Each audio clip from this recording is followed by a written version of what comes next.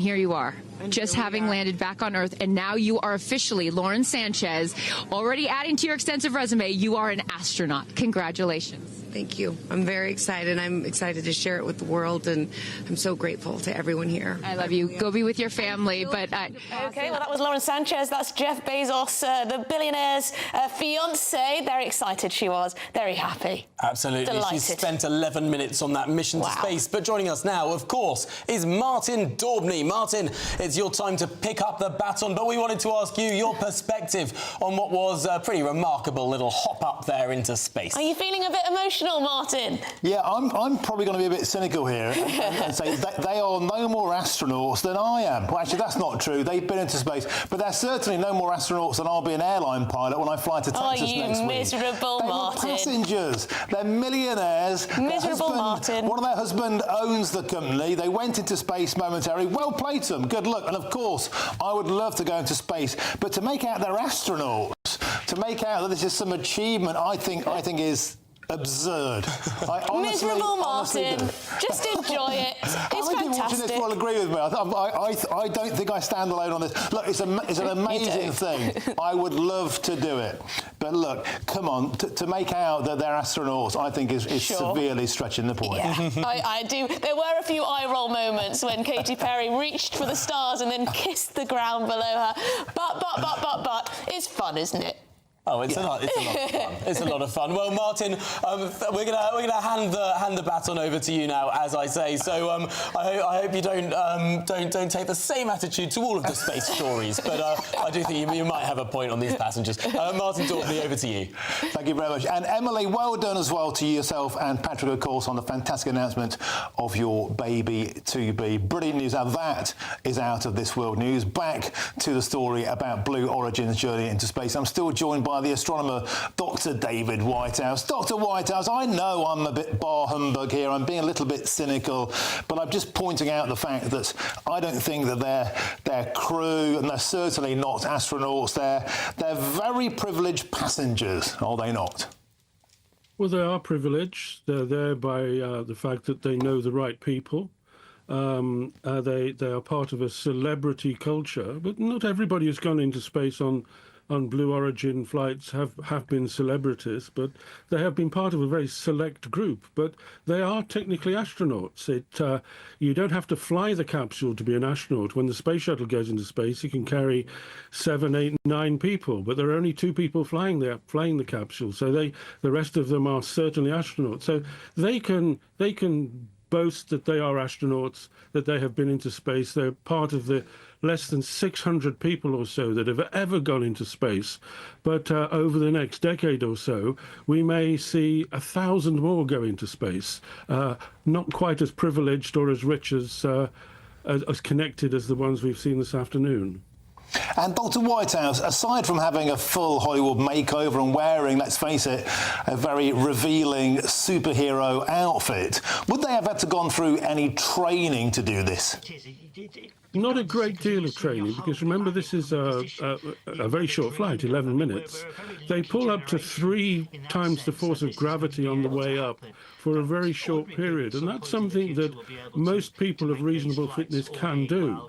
What they've had is, of course, medicals over several weeks to make sure there's no underlying problem that would be exacerbated by going into space, and 2 days of simulations and training of going through what the flight would entail. So most people would be able to do what they've done. They're obviously super Hollywood glam and everything, which was, I suppose, the part of the mission. But physically, if they can do it, a great many other people could do it if they're in the same position. And as well as it being a great present for the missus, you know, from Jeff Bezos to Lauren Sanchez, what was the point of today? It was testing the threshold of technology, but assuming this is a marketing vehicle to put the notion out there that this is a very desirable thing for people in the future to be doing, what was the point of today? Well, it's like being guided up Mount Everest by professional Sherpas. It's something that there is a market for. A lot of people will have a great deal of money and will be willing to do this. So it is a commercial venture in the sense that there will be people queuing up. There are people queuing up, not only for Blue Origin, but for the delayed Virgin Galactic as well. So there is a market from this. There are a lot of rich people who want to do this. Hopefully, as they work their way through the system and the technology becomes easier and more duplicated, the cost will come down, which is what people often say. But there are scientific things you can do on Blue Origin. You can send it up without a crew or with a crew of scientists to take advantage of a few minutes of zero gravity and do proper science. But this, like many of the other flights, is pure adventure. People pay. There are payoffs in terms of publicity, in terms of all that spin and razzmatazz. But nobody's going into space long term. You know, remember Jeff Bezos, Elon Musk, and Richard Branson are not billionaires for nothing. Nobody goes into space long term without having an eye on the bottom line.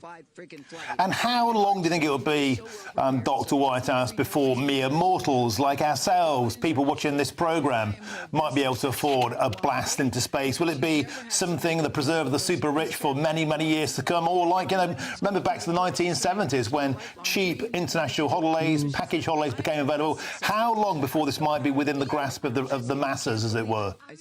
Well, one of the crew here was a morning TV presenter, and I'm sure she didn't pay a great deal of money for the flight. So by dint of who owns the flight and who owns the mission, any of us could go up, even yourselves. But if you're talking about being able to afford a flight like this, then Virgin Galactic is selling its flights for something like £100,000, even though it's going to take a while before they get through very many of those people. So this will be as difficult as transatlantic flight was in the 1950s and early 1960s for a long time to come. But if we have a Blue Origin, now that they've demonstrated the technology, if they duplicate it and they fly it from 3 or 4 sites in America and even possibly a site in this country, then you could possibly get 500 people a year up into space doing this. And then the cost would come down substantially. And I dare say media companies would like their presenting talent to present from orbit. You never know. Yeah, I think Tom Harwood would secure that gig. His enthusiasm was literally out of this world. But on a serious point, Jeff Bezos doesn't need to do this, does he? He's already rich beyond the realms of, you know, most human sort of fantasy. So what's in it for him? Is it just, again, back to that pioneer spirit because it's there? Well, who knows what the motivation of billionaires are? I mean, they have more money than anybody in history has ever had, and more money than they could ever spend. So they do remarkable things, and it's been the case over the last 20 years or so that in space exploration we had for the first time individuals like Elon Musk and Jeff Bezos who have got the resources of space agencies that countries had in the previous decade. So they're able to take the exploration of space quicker, faster, in their own direction without the need to go to politicians for the money. And in Elon Musk's case and Jeff Bezos' increasing case, they have revolutionized the access to space. So yes, this is one of the things that billionaires do. Will Jeff Bezos be remembered for Amazon, or will he be remembered for opening up space to tourists and perhaps landing on the moon with one of his spacecraft? I rather suspect that Amazon is the means to an end to get to the moon. Wow. And as far as the tech billionaires that were all sat with Donald Trump on Inauguration Day, of course, Elon Musk had SpaceX, and now Jeff Bezos has Blue Origin. It seems having a space company is is like the new owning an airline, right? It's like the ultimate status symbol for a tech billionaire. You're quite right. That could well be the case, but it's a status symbol with influence on the future. We are about to see Donald Trump change fundamentally the American space program. He's going to take money away from doing science and put it all into putting people into space. So he's following the dream of Musk and Bezos. He's going to go back to the moon. But because China threatens to get to the moon first, Bezos, Musk, and who else are going to get together, and they're going to say their real goal is getting an astronaut on Mars. And that's going to be very difficult. But when it happens, Musk and Bezos are going to be at the forefront of that and really determining the shape of the American space effort over the next 20 years. This is a historic turning point. I mean, there might only be a few celebrities going into space, but it's part of a major change in space exploration.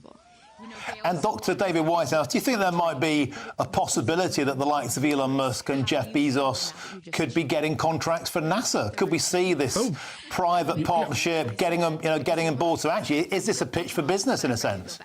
Oh, they're already intertwined with NASA, getting a great deal of money. And although technically, when it comes to NASA's budget, Elon Musk is not allowed to sit in on the discussions from it, they are at the centre of things these days. Elon Musk's Starship, Jeff Bezos' lunar lander, they are at the centrepiece of the American human exploration of space effort. So, yes, NASA needs Elon Musk and Jeff Bezos, and they need NASA.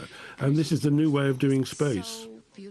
Thank you very much, Dr. David Whitehouse, astronomer, for doing over an hour now on this. You've been absolutely fantastic, a font of knowledge. And thank you very, very much for helping us here at GB News. And joining me now is the astrophysicist, Dr. Maggie Liu. Dr. Liu, welcome to the show. How does it feel to you seeing the female-only crew blasting into orbit? I thought it was really cool. I've been following a few of them up to the point, and it's been kind of exciting, the kind of things that they've been up to. All of them have been really excited about going to space, and I think a lot of people look up to these 6 women. So it's going to inspire other women, other little girls, to get into science and STEM. So I think it's really great.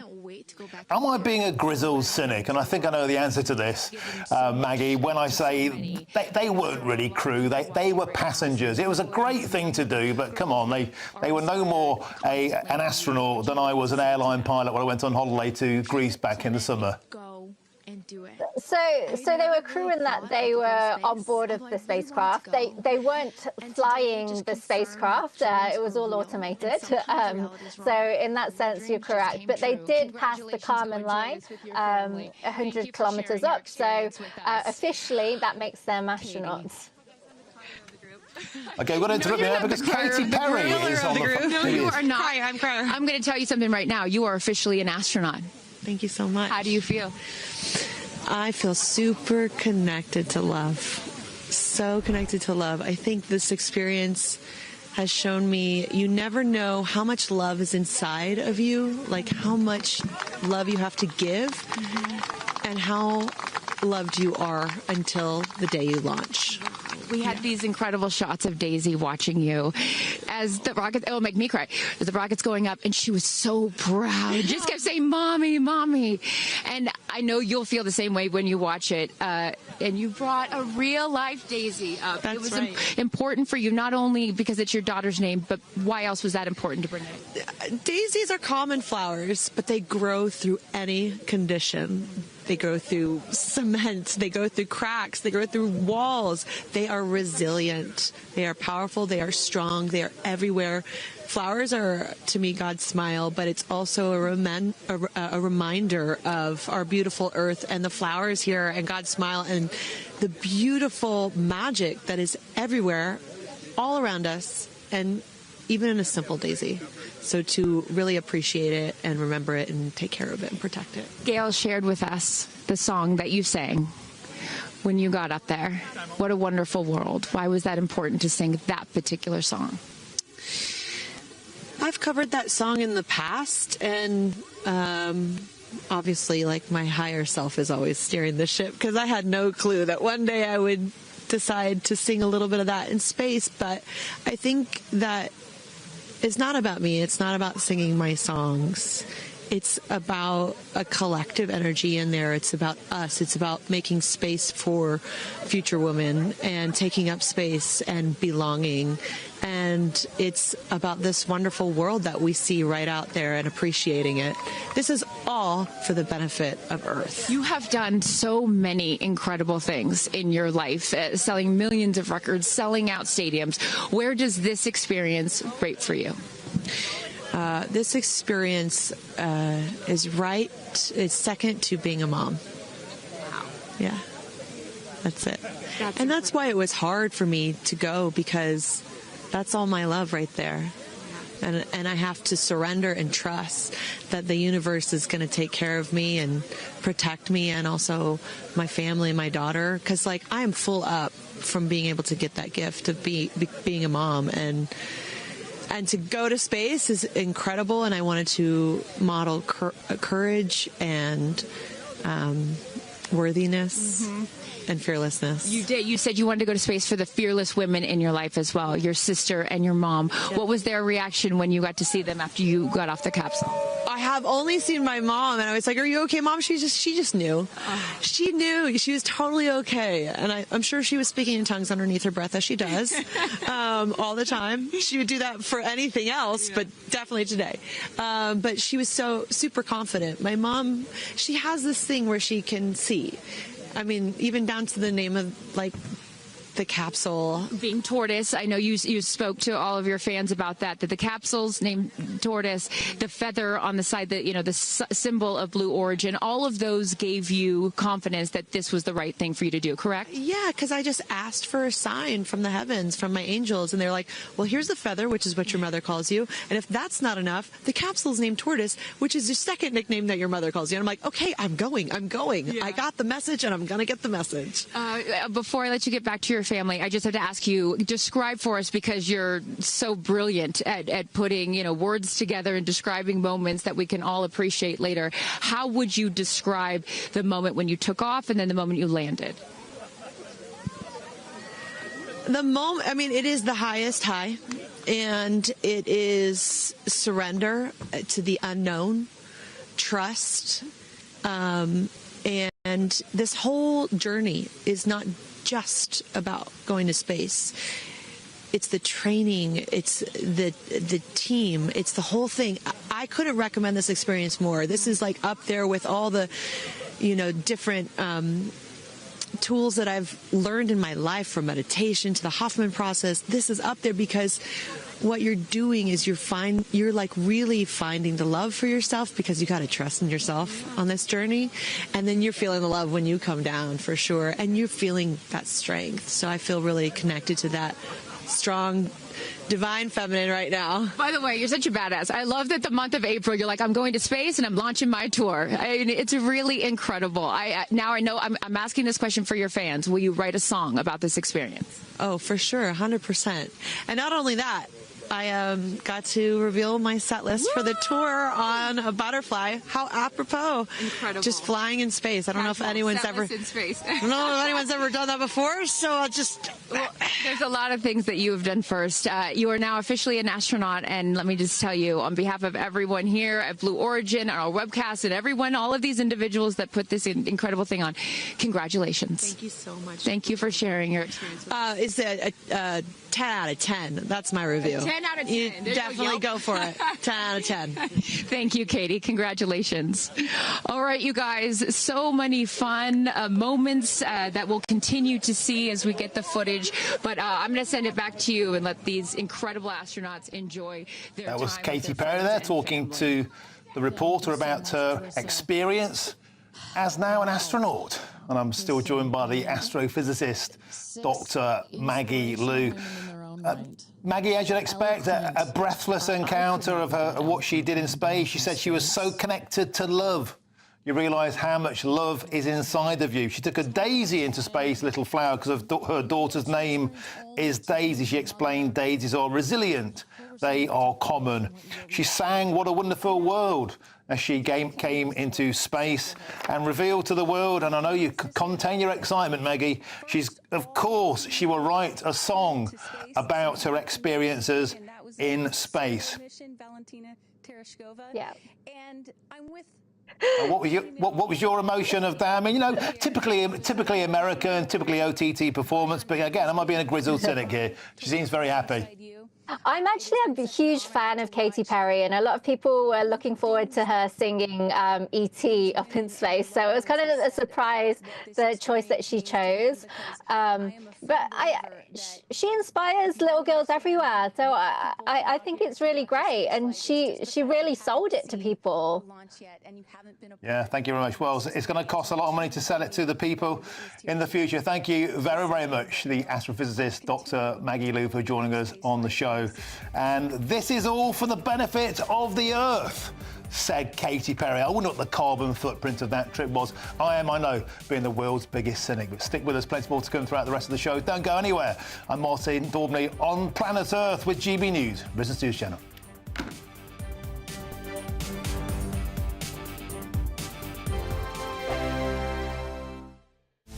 This is Britain's Newsroom, where your voice matters. It's just astonishing. With expert analysis and honest opinion, we don't just keep you informed. We bring you unique perspectives you won't see anywhere else. Can't argue with any of that. When the news happens, it happens here. On Britain's Newsroom, weekdays from 9:30 a.m. Only on GB News.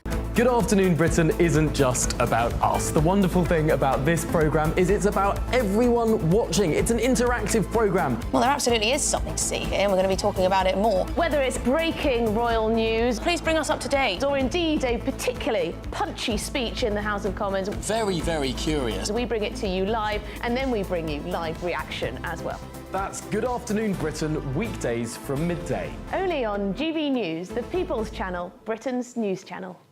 Westminster, the ultimate clique. And you're fighting like rats in a sack. But here on the Camilla Tominey Show, we ask the questions the establishment media is too scared to ask. OK, let me ask you a straight question, because I know you're a straight-talking politician. Whether it's net zero, illegal immigration or law and order, nothing is off limits. You had the power then.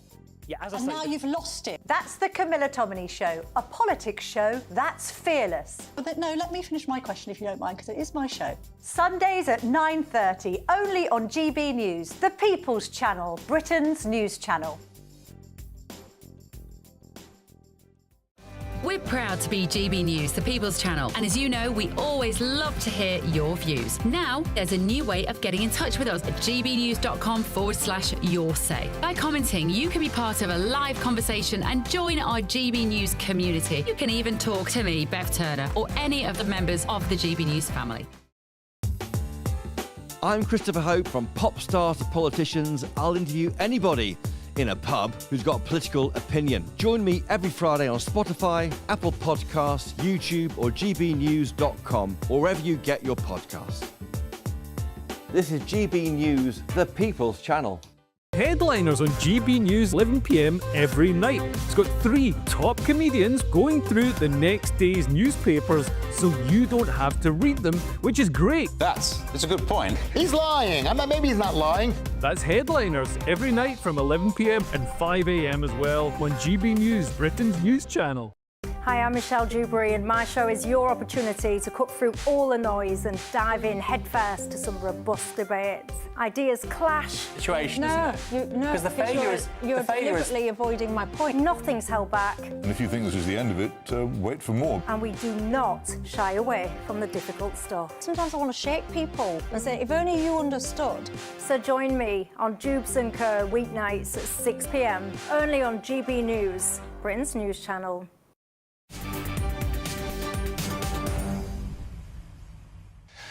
Welcome back. It's approaching 3 with me, Martin Daubney, here on GB News. Now, we've got some breaking news for you, and you will not believe it, because Unite have announced that refuse workers in Birmingham have voted overwhelmingly to reject a deal aimed at ending the month-long running bin strike in Britain's second city. They've rejected the offer. The action, which began on March 11th, has seen thousands of tonnes, as many as 17,000 tonnes, we believe, and that was a week ago. 3 million wheelie bins uncollected, people simply emptying their refuse on top of the bin bags. The entire streets of Birmingham looking like something out of the third world, and they've been uncollected, and there's been issues, of course, of public health warnings. They have rats and rodents, vermin have been rife in the city. Well, Unite said the deal would have included substantial pay cuts for workers and did not address potential pay cuts for 200 drivers. So just if you're joining us now, the breaking news is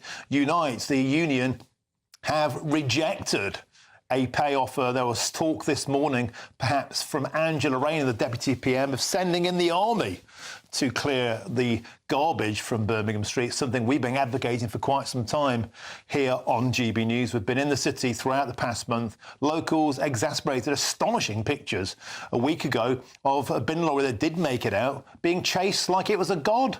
Incredible scenes. People were so happy to see a bin lorry. Now it's all gone backwards. The offer has been rejected. More on that throughout the rest of the show as we get fresh news. Now, moving on. The Ministry of Justice is carrying out an urgent review after Manchester Arena suicide bomb plotter Hashim Abedi attacked 3 prison officers with hot oil and homemade weapons. Well, today, throughout the show, I'll be asking, are our clinks on the brink? Are we heading for an epidemic of violence with individuals like this at the forefront of it? And I'm joined in the studio now by the General Secretary of the Police Officers Association, Steve Gillen. Steve, welcome to the show. I've spent today speaking with 3 former prison workers, some of them many decades experience. They're just surprised this hasn't happened sooner. They're saying this kind of violence is now endemic. There's a feeling that the inmates are taking control of prisons. What's your take? Well, they've got a point. And we have been warning the previous government and indeed this government since they were elected that prisons are on the brink. Prisons are in crisis. In fact, the whole criminal justice system is creaking and is at crisis levels. We're locking up some very dangerous prisoners, particularly in the high security estate, as you well know. This was a disgraceful and cowardly attack at the weekend on Saturday on 3 very brave prison officers. I'm disgusted by it.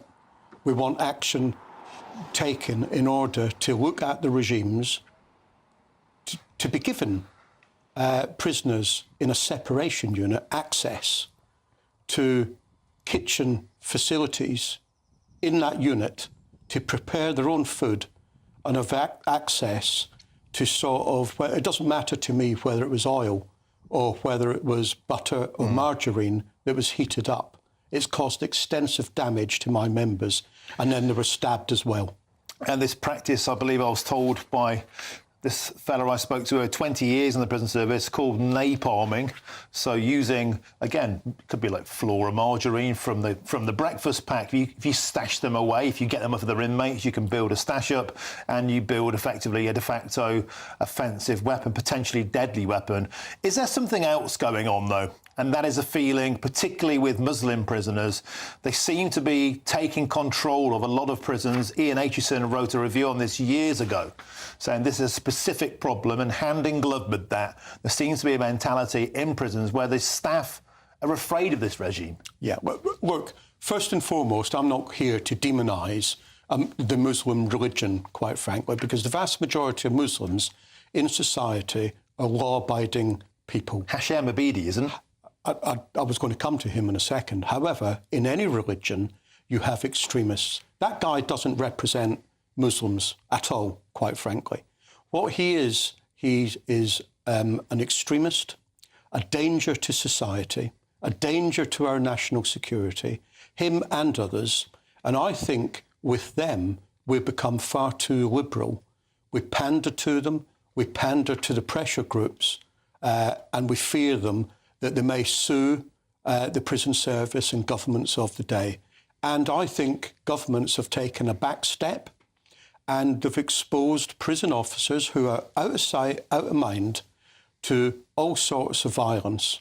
And it's come home to roost. So what's the answer? I mean, this individual's in prison for decades to come, Hashim Abedi. You can't be put off by increasing his sentence. So what do we do about it? If we're getting a situation which, the government's reports have said, prison wardens I've spoken to have said, we have effective de facto Muslim takeovers of many prison wings. I heard a story today from this guy who worked, like I say, 20 years, including in Belmarsh, high-security prisons. On Fridays, when it's a call to prayer, he said practically the entire place is taken over. It's anarchy. They've got to get dog units in. They've got no control during that time where anything can happen to any prison wardens. What do we do about this? Well, first and foremost, I mean, it's a small issue, but we're not warders. We're professional prison officers. And this is the part of the problem, Martin, that we're out of sight, out of mind, and the reality is we're forgotten about.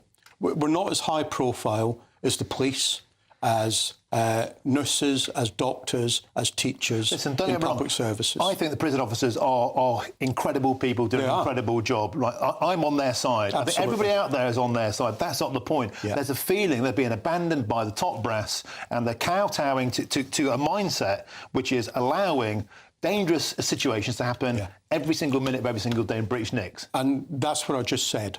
I think that it's a catalyst now. I think we're at a crossroads. They either deal with it now and come down hard and harsh. We need discipline and security back in our jails to demonstrate that prison officers actually are the ones in charge, not the other way around. Do you have faith that that's going to happen? Or have you simply gone too far down the politically correct route? Martin, I don't think it has gone too far. I think if there's a will, there's a way. They've got to stop being afraid, though, and they've got to deal with it. Now, would you believe prison officers aren't even given stab-proof vests in a high-security environment? Now, you only have to wander around your local supermarkets and you will see security guards with preventative issues such as stab-proof vests. You wouldn't ask a firefighter to go into a fire and a smoke-filled building without the correct protective equipment. So no government or employer should be expecting prison officers to go into an environment which is dangerous. These dangerous individuals are in the sort of segregation units, separation units, closed centres for a reason. It's not a playground, and they shouldn't have access to this sort of stuff. And we need to clamp down on it now. I think many people at home will totally agree with that. Thank you very much for your time. Pleasure to have you in the studio. You're very welcome. Thank you very much, sir. General Secretary of the Police Officers Association, Steve Gillen. Thank you. Now, moving on, reports have revealed the response from police forces during last summer's Southport riots was entirely appropriate, despite claims at the time of two-tier policing. Well, the report from the Home Affairs Committee brands any claims of two-tier policing as disgraceful, but does find that police forces were unprepared for the level of violence that broke out on the streets. Well, we can now speak with the former Royal Marine, Jamie Michael. Jamie, welcome to the show. What do you make about this claim that it's absurd to claim that there was two-tier policing on the streets? I mean, many people felt that's what they saw with their own eyes. Yeah, I think the two-tier police is pretty obvious now. You can see the big contrast between the way the police dealt with the so-called far-right riots in the summer and the riots that led up to that in the Roma riots and in the aftermath of the Manchester airport incident. I mean, we've seen gangs of people outside the police station after the Manchester airport incident, and they were calling for, they were calling for violence against the police if they didn't cooperate with them. And there was no police in sight. This was directly outside the police station. And same in Roma riots where buses were being lit on fire and other things were being lit on fire. But, on the opposing side, then when everything was called far right and people were outside these hotels protesting, the police were very heavy-handed, coming in very roughly and pretty much antagonising people, I felt. And I think, Jamie Michael, I think that precedent seems to have been set during some of the pro-Palestine protests in the summer before, the Black Lives Matter protests during lockdown, very, very different to how people call themselves patriots were defending the cenotaph, the Winston Churchill statue. So perhaps the die was set. But do you think there's something else a little bit unfair going on here, Jamie Michael? They're specifically talking about those who were rioting, attacking hotels. Now, we can all condemn that. But Jamie Michael, people are also getting sent to Nick for Facebook posts. Exactly, yeah. There's and I've seen on social media that there was one of the Asian gangs that were rioting, that people have been caught, and they've actually been caught and arrested for throwing bricks through windows and still not gone to prison for that. And yet we get in people like Lucy Connolly and Peter Lynch. Well, not Peter Lynch, but Lucy Connolly going to prison for 31 months for, writing nasty words on Facebook.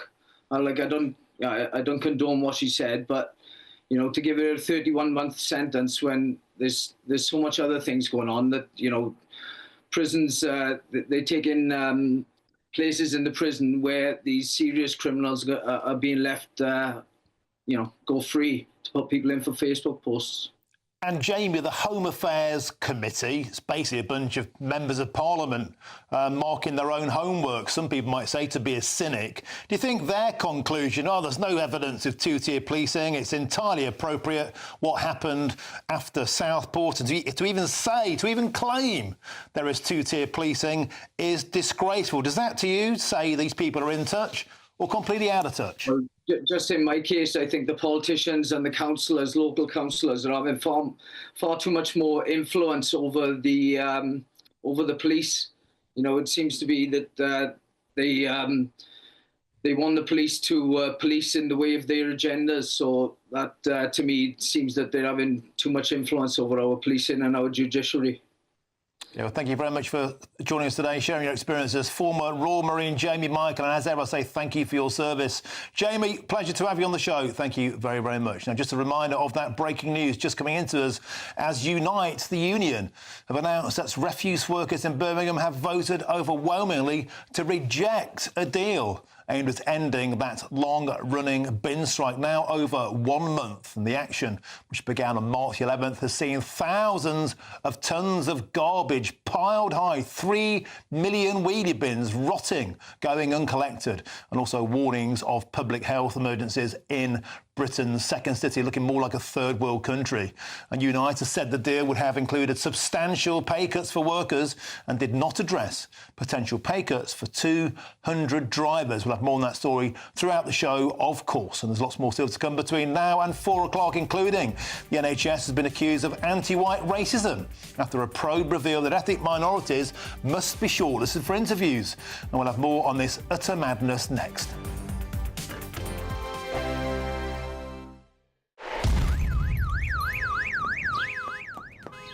Crash Law 24 sponsors GB News Traffic and Travel Report.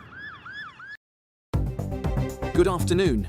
The latest AI travel news from gbnews.com. Significant disruptions affect major routes. The A38 southbound at Eglinton Interchange is closed due to a serious incident, urging drivers to seek alternate routes and anticipate prolonged travel times. The A40 from Raglan to Monmouth is closed for urgent maintenance with diversions. In Bedfordshire, the M1 southbound between junctions 13 and 12 faces congestion due to a collision, causing a 30-minute delay. The A27 westbound between A259 Chichester West and A259 Havant has lane restrictions after a vehicle crossed the central reservation. For more travel news, go to gbnews.com. Crash Law 24 sponsors GB News Traffic and Travel Report. Good afternoon, Britain. Weekdays from midday. Gynecological health, women's health as a whole, is one of the biggest societal challenges that we face currently. What would you say, Josephine? I've been massively failed over the 12 years that I've been dealing with endometriosis in many, many different ways. I wasn't believed to begin with. I was passed from pillar to post. There was a time where after an endometriosis surgery, I got sepsis. I wasn't believed and I was sent away from the hospital and the next day was taken back in quite a serious state. I think because I was young, but also because endometriosis just isn't taken seriously at all. Is it because women go to the doctor and they say, I'm having really bad pains, and then what does the doctor say sometimes? Do they say, oh, well, everyone gets bad period pains, just have a bit of Nurofen? Is that what sometimes happens, Valentina? Period and pelvic pain is a silent public health pandemic.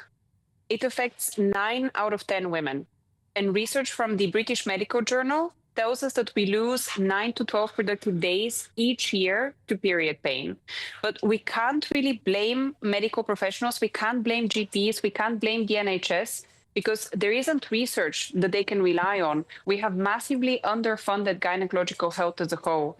Currently, we spend only about 2.4% of our entire public health budget for the entirety of women's health. So that 2.4% is measly, and it has to stretch to cover breast cancer, maternity care, menopause, endometriosis. And because women were not allowed to take part in clinical trials up until 1993, we don't really know how most modern medications affect the female physiology versus the male physiology. The People's Channel.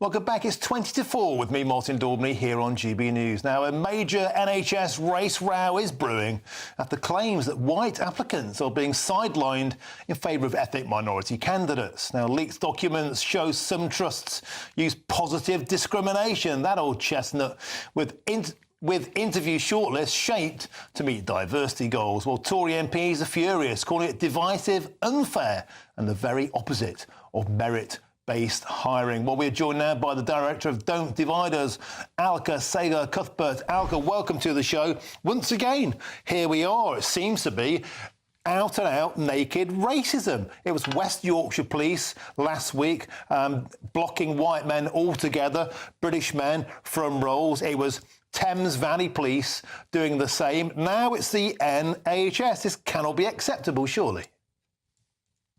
No, it can't, and you're quite right. This is racism. I think people tend to think racism is just, you know, your skinheads with your tattoos and shouting up the National Front, but it takes different forms at different times, and what we're seeing now is a very new form of racism that comes under it presents itself in a very different way. It presents itself in your rainbow lanyards and in being kind and nice, but actually what you're doing is encouraging people to identify with your ethnicity. And that is fundamentally unequal. It's fundamentally divisive. It is discriminatory. It's not just shortlists, as in this case.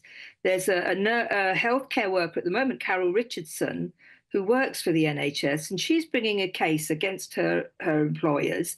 She doesn't want to. She didn't want to. She was quite happy working there and got on very well with her colleagues who came from all over the place, all over the world.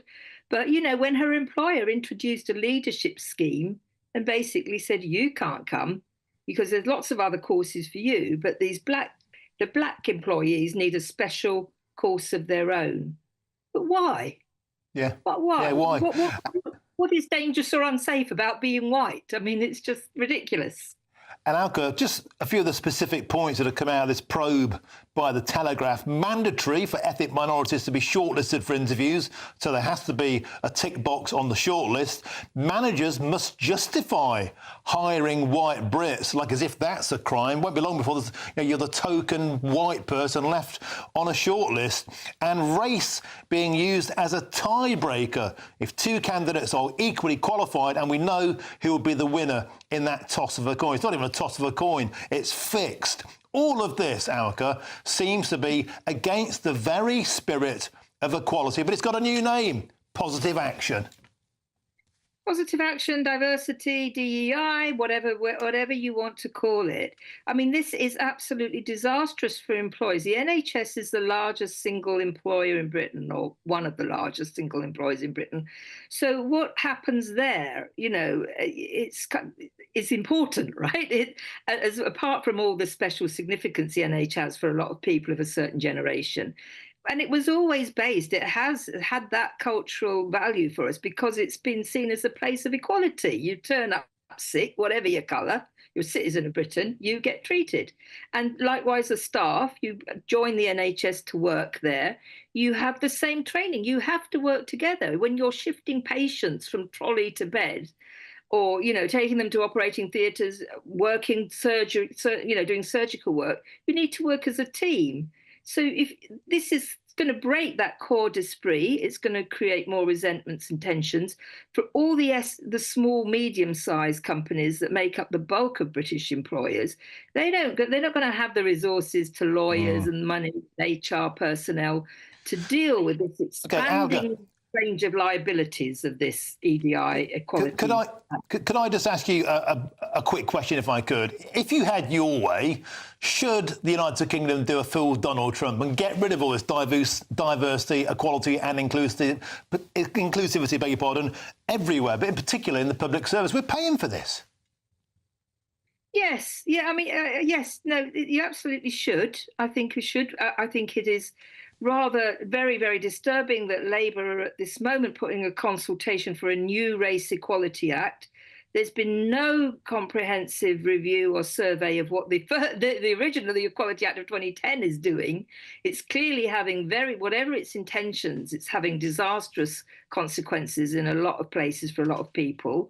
We're doing a report, hope it'll be out soon and hope to be back on the show telling you about it when it's ready. But it needs doing, and it shouldn't really be us that's doing it, right? It should be government that's having, checking whether its policies are actually working. But at the minute, the Equality Act and the EDI little kind of racialized subgroups everywhere that are popping up are actually making our country unequal. They're creating communalist tensions that are... I think you're exactly right. I think we're exactly right. And please do come back on the show when that report's ready. We would happily divulge the findings of that. That's the director of Don't Divide Us, Alka Sehgal-Cuthbert. Thank you very, very much for joining us on the show today. Now, we have a spokesperson with the NHS told GB News this. It said, all NHS organisations should have recruitment policies that are fair for everyone. Now, if you're in search of some holiday sun this year, then here is the forecast for some of the top European destinations. Ready to soak up that holiday sunshine? Won't we need some cover? No worries. All sorted. All Clear Travel Insurance sponsors GB News Travel Destinations Forecast. Hello there. After the very wet weather over the weekend across parts of the Canaries, it's turning a little bit dry here as we move into next week. Still some showers around here though on Tuesday, but the main area of wet weather will be across parts of Iberia, France and Italy, where we could see some flash flooding in places. But for Greece and Turkey, plenty of sunshine here, and as we see out the week, temperatures for most here should climb into the low 20s. All Clear Travel Insurance sponsors GB News Travel Destinations Forecast. Hello again, here's your latest GB News weather update coming to you from the Met Office. Most of us will see some rain as we go through the next day or so, and in some places it's going to turn heavy and even thundery. That's because low pressure not too far away. In fact, we have an area of low pressure coming up from the south, and it's this that's going to bring some heavy rain through tomorrow. But before then, we already have a front lingering across us, affecting eastern parts of Scotland, northern England, down through Wales and towards the southwest, where we're continuing to see some persistent and at times heavy rain. Also some hefty showers piling in across parts of the southeast, East Anglia, London and Kent, seeing some of those. Elsewhere there will be some clear spells around, particularly western Scotland, Northern Ireland. A touch of frost is possible for some first thing tomorrow, but otherwise where we have the cloud, the rain and some blustery winds, it's not going to be an especially chilly start. So first thing tomorrow, a west-east split across Scotland, wet in the east, further west, some clear bright spells first thing, but also a scattering of showers. Across much of Northern Ireland, we're starting the day generally fine, but across England, yes, there will be some brighter spells perhaps over the North Midlands and the north of England, but on the whole, it's going to be relatively cloudy and there will be a fair bit of rain around. The most persistent rain will be across parts of Wales and southwest England, and as that system that I mentioned earlier pushes its way through as we go into the afternoon, I'm expecting this rain to become a bit more intense, and so we could see 50 to 75 millimetres in some places as we go into Wednesday. Could cause some localised issues. Otherwise, and away from the rain, it's not feeling too bad. Some decent sunshine, warm enough with highs in the mid to high teens, but under the cloud and rain, it is going to feel, well, relatively chilly, especially when we compare it to the warm, sunny weather that we had last week. There is more changeable weather to come as we go through towards the end of the week, particularly in the north on Wednesday, drier further south, and notice temperatures only around average for the time of year. I'm Christopher Hope. From pop stars to politicians, I'll interview anybody in a pub who's got a political opinion. Join me every Friday on Spotify, Apple Podcasts, YouTube or gbnews.com, or wherever you get your podcasts. This is GB News, the People's Channel. If you want your news to be straight talking, this is a nightmare for the Conservatives again. Down to earth. It's not just Nottingham where this is happening, is it? And most importantly, honest. Hard-working, middle-class taxpayers, they'll get their book thrown at them. They catch me, Martin Daubney, Monday to Friday, 3 till 6 p.m. on GB News, Britain's news channel.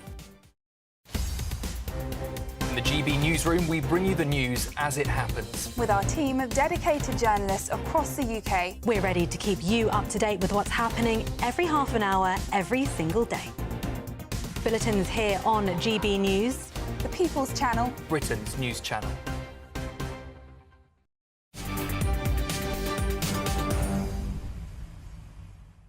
Welcome back. Your time is 10 to 4 with me, Martin Daubney, here on GB News. That's been 14 long years in the making, but Rory McIlroy has won the Masters and completed the career Grand Slam that was eluding him for so long. Well, a nervy final round at Augusta, which went to a playoff, saw the Northern Irish player make a gutsy birdie on the 18th to claim victory. Now, he becomes only the 6th male golfer in history to complete the career Grand Slam, and he said he dreamt about that moment for as long as he could remember.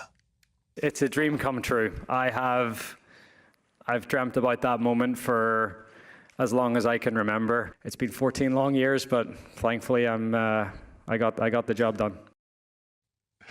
Well, we can now speak with the Deputy Editor of Golf Monthly, Neil Tappin. Tappin, what a great name for an Deputy Editor for Golf Monthly, Mr. Tappin.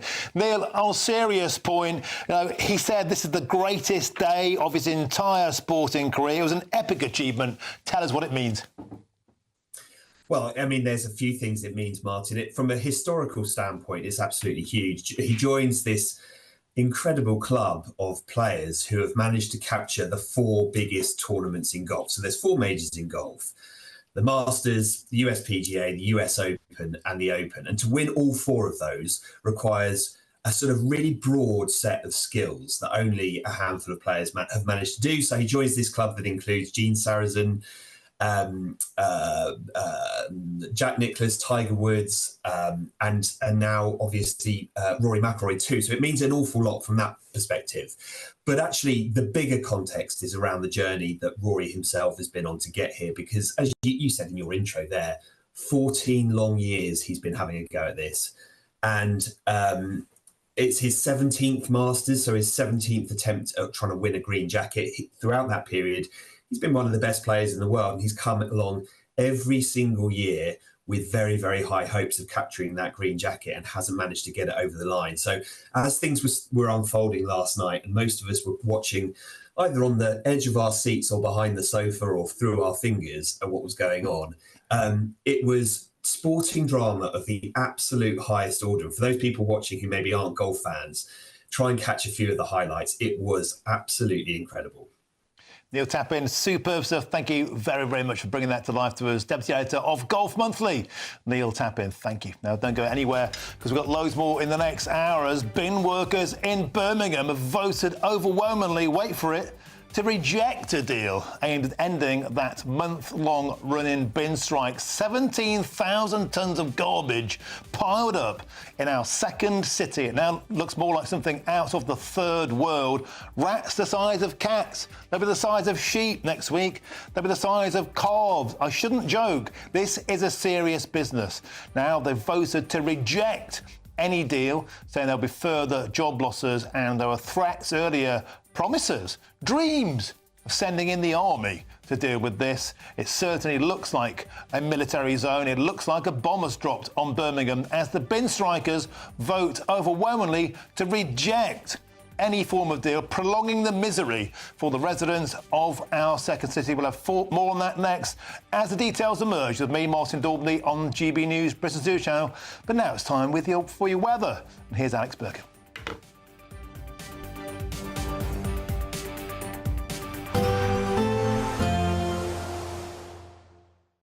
Expect a warm front, moving from the kitchen right through to the rest of the house. Boxed boilers, sponsors of weather on GB News.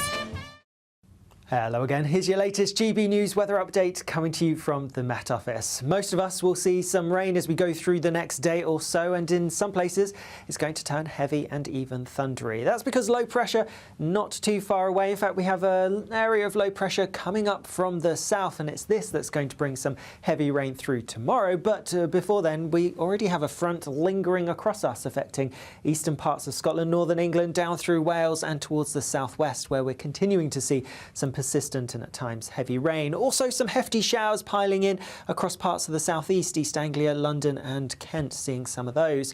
Elsewhere there will be some clear spells around, particularly western Scotland, Northern Ireland. A touch of frost is possible for some first thing tomorrow, but otherwise where we have the cloud, the rain and some blustery winds, it's not going to be an especially chilly start. So first thing tomorrow, a west-east split across Scotland, wet in the east, further west, some clear bright spells first thing, but also a scattering of showers. Across much of Northern Ireland, we're starting the day generally fine, but across England, yes, there will be some brighter spells, perhaps over the North Midlands and the north of England, but on the whole, it's going to be relatively cloudy and there will be a fair bit of rain around. The most persistent rain will be across parts of Wales and southwest England, and as that system that I mentioned earlier pushes its way through as we go into the afternoon, I'm expecting this rain to become a bit more intense, and so we could see 50 to 75 millimetres in some places as we go into Wednesday. Could cause some localised issues. Otherwise, and away from the rain, it's not feeling too bad. Some decent sunshine, warm enough with highs in the mid to high teens, but under the cloud and rain, it is going to feel, well, relatively chilly, especially when we compare it to the warm, sunny weather that we had last week. There is more changeable weather to come as we go through towards the end of the week, particularly in the north on Wednesday, drier further south, and notice temperatures only around average for the time of year. A positive outlook through the night will power through to a bright day ahead. Boxed Home Battery Storage, sponsors of weather on GB News.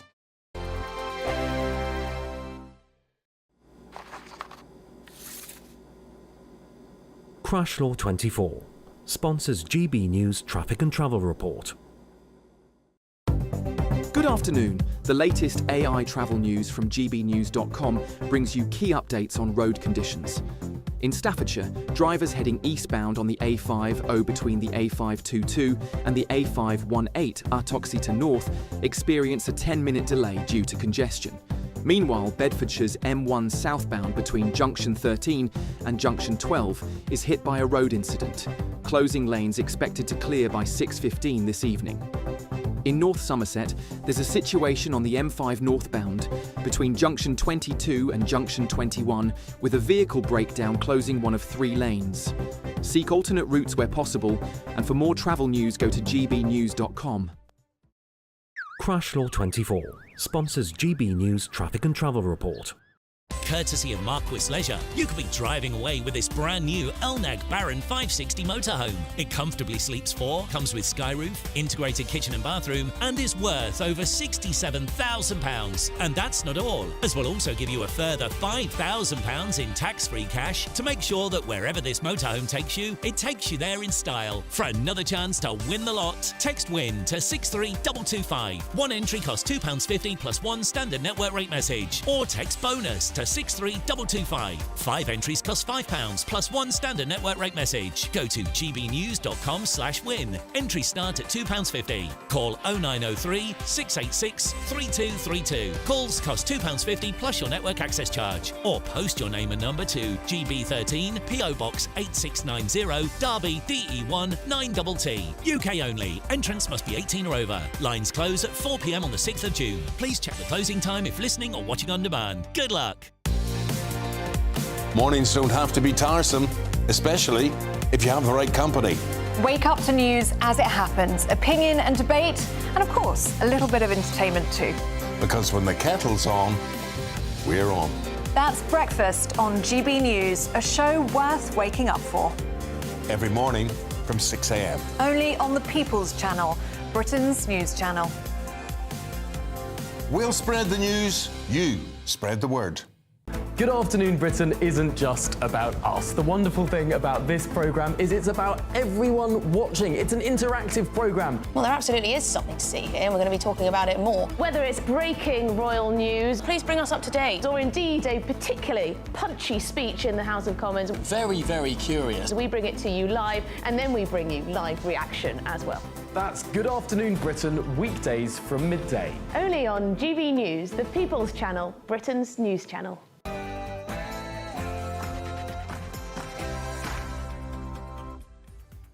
A very, very good afternoon to you. It's 4 p.m. and welcome to the Martin Daubney Show here on GB News, broadcasting for you live from the heart of Westminster and all across the UK.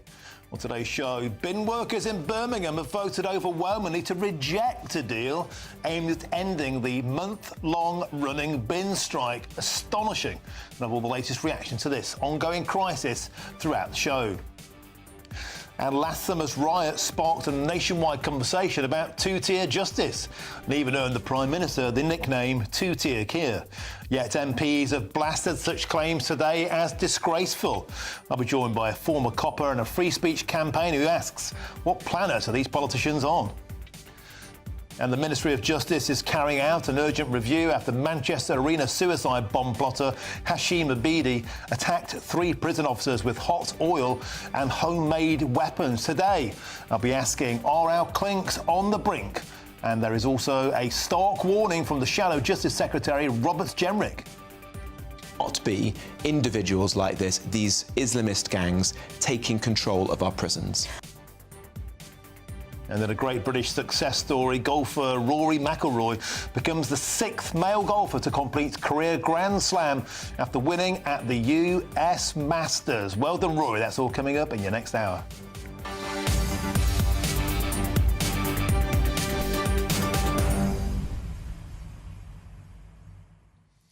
So the policing last summer was entirely appropriate, according to the Home Affairs Committee report. Don't forget, that's politicians, some might say, marking their own homework. And if you claim there was two-tier policing, that's disgraceful. You are disgraceful. But cast your mind back. There were people being put in jail for Facebook posts, people at those protests who were swept into them, some as young as 13 who were being arrested, getting criminal records, people put in jail for misdemeanours which did not compare, at least on paper, to some of the misdemeanours being carried out at pro-Palestine protests, at the Black Lives Matter protests during the lockdown of June 2020, when the British public first began a serious conversation about two-tier policing. Millions and millions of Brits do think we have two-tier policing, but our political class do not. What's your take? Do we have two-tier policing, or is any such talk absolutely disgraceful? Get in touch. gbnews.com/your say is the way to do that. But first, it's your news headlines with that man, Mark White.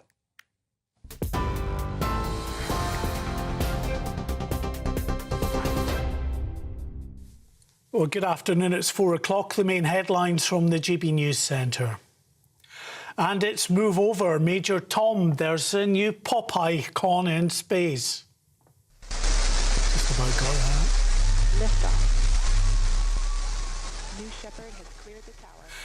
Katy Perry's historic Blue Origin mission blasted off from West Texas a little earlier on its first ever all-female space mission. Well, the pop star joined 5 other women, including a former NASA rocket scientist and civil rights activist, for the 11-minute suborbital flight. Well, after that short but no doubt spectacular flight, the capsule touched back down in a parachute landing in the Texas desert, with the pop star later getting to her knees and kissing the ground, and she liked it. Well, refuse workers have rejected a deal aimed at ending the long-running bin strike in Birmingham. Unite said that its members voted overwhelmingly against what the union described as the council's totally inadequate offer and claimed it still included pay cuts. Hundreds of workers have been on all-out strike for a month, leading to rubbish piling up on the streets. A small military logistics team has been drafted in to help coordinate the clean-up where 17,000 tonnes of waste has piled up. Soldiers won't collect rubbish but are helping plan the response as public health concerns grow. The Gambling Commission has charged 15 people in connection with alleged betting offences ahead of last year's surprise general election announcement. Among those charged is Craig Williams, the former Conservative MP and Rishi Sunak's parliamentary private secretary. Also facing charges are Russell George, a Welsh Conservative Senate member, Anthony Lee, the former Tory Director of Campaigning, his wife Laura Saunders, and Nick Mason, the party's former Chief Data Officer. The Commission has been investigating whether bets were placed on the 4th of July election using inside knowledge before Sunak's shock announcement on the 22nd of May. All 15 of those who've been charged with cheating under the Gambling Act are due to appear in court at Westminster Magistrates on the 13th of June. MPs have found police were dangerously unprepared for the scale of violence that erupted after the murder of 3 children in Southport last summer. The Home Affairs Committee said the response from officers during the nationwide riots was brave and professional, but forces had failed to anticipate the level of unrest, leaving some officers exposed to significant risk. More than 1,800 arrests were made in the aftermath of the attack in 2024. The report found no evidence of two-tier policing and praised officers who faced unprecedented disorder, the worst since 2011. Downing Street says it's confident that vital raw materials will reach the Scunthorpe Steelworks in time to keep the blast furnaces running. A shipment is already on the way and British Steel's operational teams are now assessing the furnaces with work underway. Pressed on what happens next, Downing Street declined to comment but added it's not aware of any sabotage attempts at the site. Efforts are continuing this week to stabilise operations after emergency legislation handed the government sweeping powers to take control of the steelworks. Former Detective Maggie Oliver has launched a legal campaign to investigate whether senior officials who fail to act over grooming gangs and child abuse can be prosecuted. The campaign, backed by survivors from towns including Telford and Rotherham, is seeking £125,000 to explore civil claims or private prosecutions against police, councils and other authorities. The move follows years of government criticism and a 2022 inquiry that called child abuse in England and Wales an epidemic. Survivors say it's time for consequences after decades of failures. Volodymyr Zelensky has invited Donald Trump to Ukraine to witness the horrific impact of the war before striking any deal with Russia. He told the broadcaster CBS that Donald Trump should come see the people, the hospitals and the children destroyed or dead. His comments came before Sunday's missile strike on Sumy, now Ukraine's deadliest civilian attack this year, killing 34 people, including 2 children. President Trump called it horrible. World leaders condemned the attack as a war crime and urged action to stop the violence. And finally, after more than a decade of heartbreak at Augusta, Rory McIlroy has done it, winning the Masters and completing golf's career Grand Slam in a dramatic one-hole playoff. His victory over Justin Rose on Sunday ends years of questions about whether he'd ever win the green jacket. The win is McIlroy's first major title since 2014 and the 5th of his career. Tiger Woods, one of just 5 men to have won all 4 majors, was quick to congratulate him, saying, "Welcome to the club, proud of you." We're all proud of him. We're all proud of Katy Perry as well, who went slightly higher than one of Rory's balls.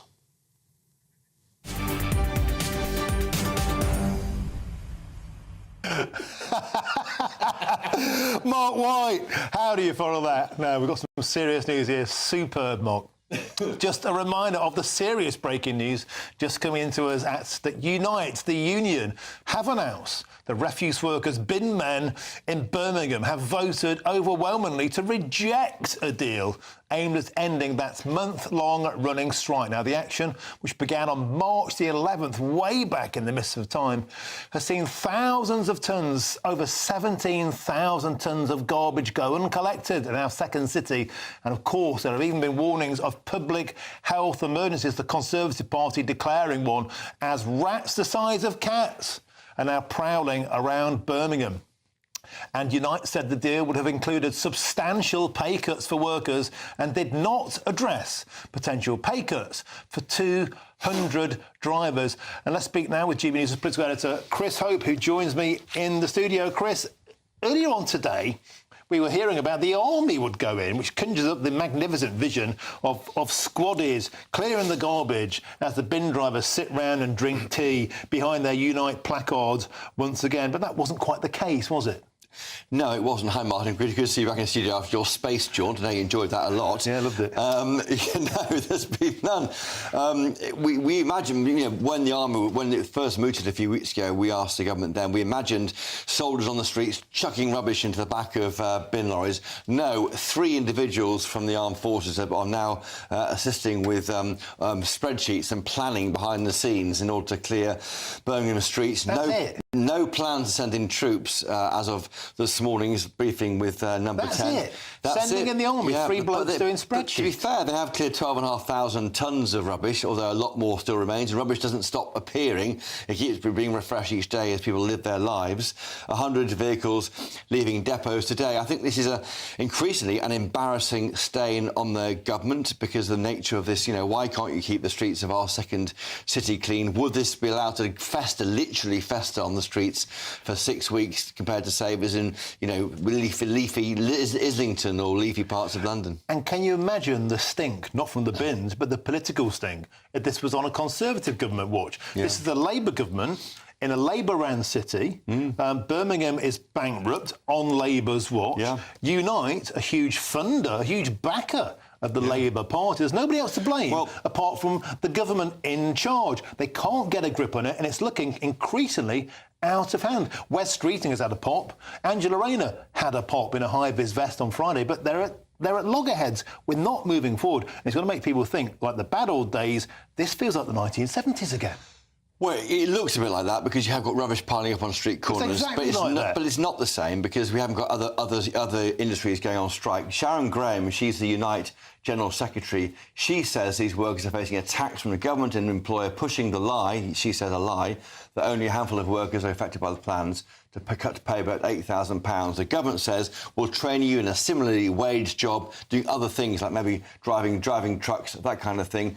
So it looks like Unite, a huge donor of the Labour Party, is bedding down against this plan, against the Labour government. Very, very awkward, I think, for this government. And last week they were talking about this potentially going nationwide. Birmingham might just be the first base, as it were, in a nationwide bin strike. There's also fears going into the summer of further strike action in other sectors after those pay deals agreed last year. This hasn't gone away, but we're not yet in the 1970s yet, Martin. Well, people might feel like it is. Let's move on to a little bit of two-tier policing. The Home Affairs Committee today declaring nothing to see here. Entirely appropriate, the response. And if you say there was two-tier policing, then you are disgraceful. Their words, not mine. OK, let's cut to the chase. Who are the Home Affairs Committee? What gives them the authority to conclude there was no evidence of two-tier policing? They were looking, of course, at the rioting after the murder of those 3 young girls in Southport last August. That was the topic. 12 members, 7 of them are Labour. OK. It's OK. Yeah, it's chaired. 7 out of 12 of this Home Affairs Committee are employed by Sir Keir Starmer. Hardly an impartial audience. Forgive me, 7 out of 11. 7 out of 11. Well, it's chaired by Dame Karen Bradley. She is a Conservative. Robbie Moore, he's obviously known for his battling on grooming gangs. Jake Richards is a critic has been a critic in parts of a Labour government on some policies. These are people who are not pushovers. Their job, though, is almost to set politics to one side. You may find that hard, you may raise an eyebrow. 7 out of 11 people on this committee are directly employed by the Prime Minister. That is the nature. Of course they won't criticise the Prime Minister. That is because our country voted Labour in huge numbers last July, and therefore these select committees reflect the makeup of the House of Commons. It's the Tories' fault, frankly, that they've got very little representation on these committees because they lost the election massively last July. This committee, though, found they said they backed the police. They say there was no evidence of two-tier policing. They're saying it's disgraceful to see the police officers who bore the brunt of the violence are being undermined, they say, by baseless claims of two-tier policing. By that they mean that, compared, say, with Palestinian marches and that kind of policing where it looks more hands-off, the police were more involved. Is the suggestion. Now, away from that, there's the social. I know you're shaking your head, Martin. Yeah, because I've been on those marches. I was arrested on one of those marches. You weren't arrested. I was momentarily arrested. I was handcuffed. I was egged. And they removed. And I was telling coppers to take that projector down from Big Ben. They totally ignored it. I've seen two-tier policing with my own eyes at protests in London. And for 7 out of 11 MPs who work for the Prime Minister to tell us that that's non-existent, I think people can draw their own conclusions from that, Chris. I really do. They're looking at the reforms to social media. One of the other parts of what you're describing was mentioned by your last guest from the Prison Officers Association. Oh, no, a further guest, I think, who was talking about this, not him, but about the idea of why are people who post tweets about what happened going to prison. Now, they say on that point, they think that the Contempt of Court Act is old, too old. They're saying that social media has been put well-established principles around how we communicate on social media under strain, and they'll be tackled head-on. So the point the MPs are saying is a lack of information led to disinformation online. OK, stick with us, Chris. I've got a fascinating guest who wants to join in this conversation now when we stop arguing. It's the former Police and Crime Commissioner, Festus Akinbusiye. Welcome to the show, Festus. Pleasure to have your company. No doubt heard us there having a bit of a tete-a-tete. What's your position on this? I've seen you put some fascinating tweets out today. What's your take?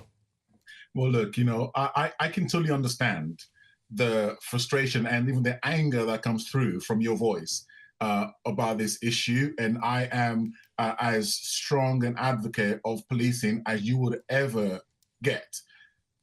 However, we either have a country where there is law and order, or we have one where there is anarchy and people take the law into their own hands and start smashing up buildings, looting shops, setting fire to hotels and cars, setting up random car checks on the roads. Or otherwise we have anarchy. And I don't think that's what anybody wants. Let's be quite honest. I think we can both agree on that. But on the issue of two-tier policing, I can understand why some people would say this on the evidence of what we have seen. I think it is very, very counterproductive, however, for those who are using their free speech to raise concerns about two-tier policing being called right-wing or whatever wing or being disgraceful. I don't think that is helpful at all. We want to have policing that can be challenged in Britain, quite rightly, rather than one that cannot be challenged whatsoever at all. And Festus, I totally agree with you. Like, nobody wants riots. Nobody wants anarchy. We have to clamp down. Unfortunately, we don't seem to have equity of application of the law. As I said, I myself have been seeing violence in Westminster for many, many weeks when the pro-Palestine marches were in effect. Masked individuals throwing stuff. The police simply stood off. I witnessed it with my own eyes. I was on corresponding marches with patriots, you might call them, where they were putting the baton in straight away. They were dressed differently. They were forming up differently. They were responding differently. It clearly and blatantly, with your own eyes, was two-tier policing. I think there are some people who would say that if you look at the 2011 riots, where you had thugs who were going around smashing up shops in London, looting this. You probably remember that historic 1950s business in Croydon. I think they call it House of Reeves. That was at the Satellite. And you also remember on the Keir Starmer, your favorite Prime Minister, who also fast-tracked the criminal justice system and also the arrest of these people. And in fact, some of the research showed that the average sentence meted out to those involved in that incident was on average actually higher and harsher than those who were involved in the riots from last year. So, Professor, I just want to interject there. I agree that there was a clampdown. In fact, the Tesco at the end of my street got smashed in that night during those riots. I live in London. I know all about that. But what I'm saying is there was a conversation after those riots about how do we listen to the community, the black community? How do we make sure this doesn't happen again? There's been none of that with the white working class community. They were branded far right by the Prime Minister on day one. And that leaves that residual feeling that there isn't equity. And this is where I absolutely agree with you. And like I said earlier on, I think it is very, very unhelpful, this language of calling people names. You know, we need to do better in listening to people, because when we stop listening, the argument starts, the resentment starts, and the claim of two-tier policing or whatever not starts. And the last thing I want to just say very quickly on this particular issue is this around the police action itself.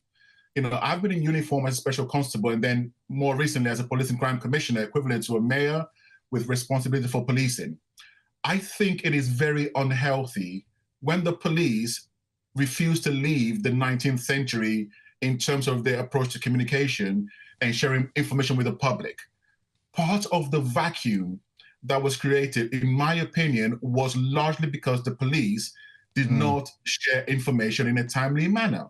And in the 21st century, you cannot be backward in coming forward in sharing information, because names were already out there. Allegations already out there. And so you have narratives being inflamed that then cause problems. So one thing I would really love to see, and I try to do this as a police and crime commissioner, without much success, I fear to say, is to get the police to be much more proactive in sharing information with the public. We need to know. I think a lot of people would raise a glass to that sentiment. In fact, they were saying that throughout those early days, just give us more information, fill that vacuum with truth, and then it won't be filled with lies, misinformation, and the powder keg that followed. Fascinating stuff. Please come back on the show. Brilliant guest, former Police and Crime Commissioner Festus Akinbusiye. Thank you very, very much. And Chris Hope, thank you very, very much. We had a lively start to this hour there. Beautiful. Now, time for the Great British Giveaway now, and it's our biggest prize to date.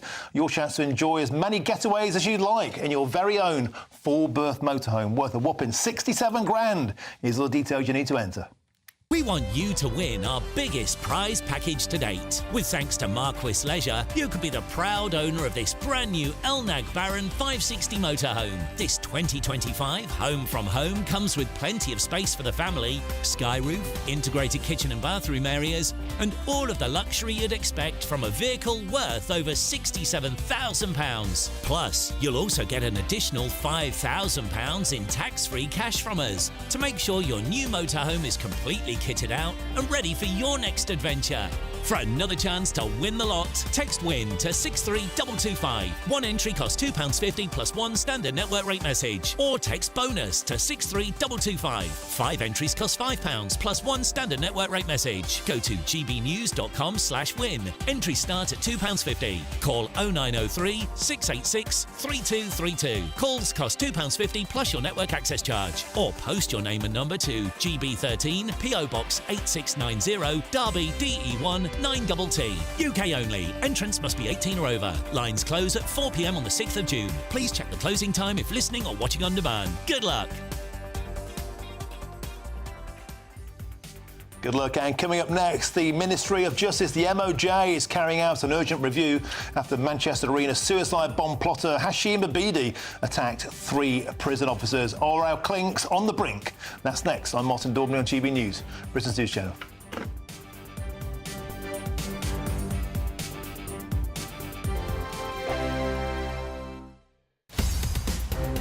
In the GB Newsroom, we bring you the news as it happens. With our team of dedicated journalists across the UK, we're ready to keep you up to date with what's happening every half an hour, every single day. Bulletins here on GB News, the People's Channel, Britain's news channel.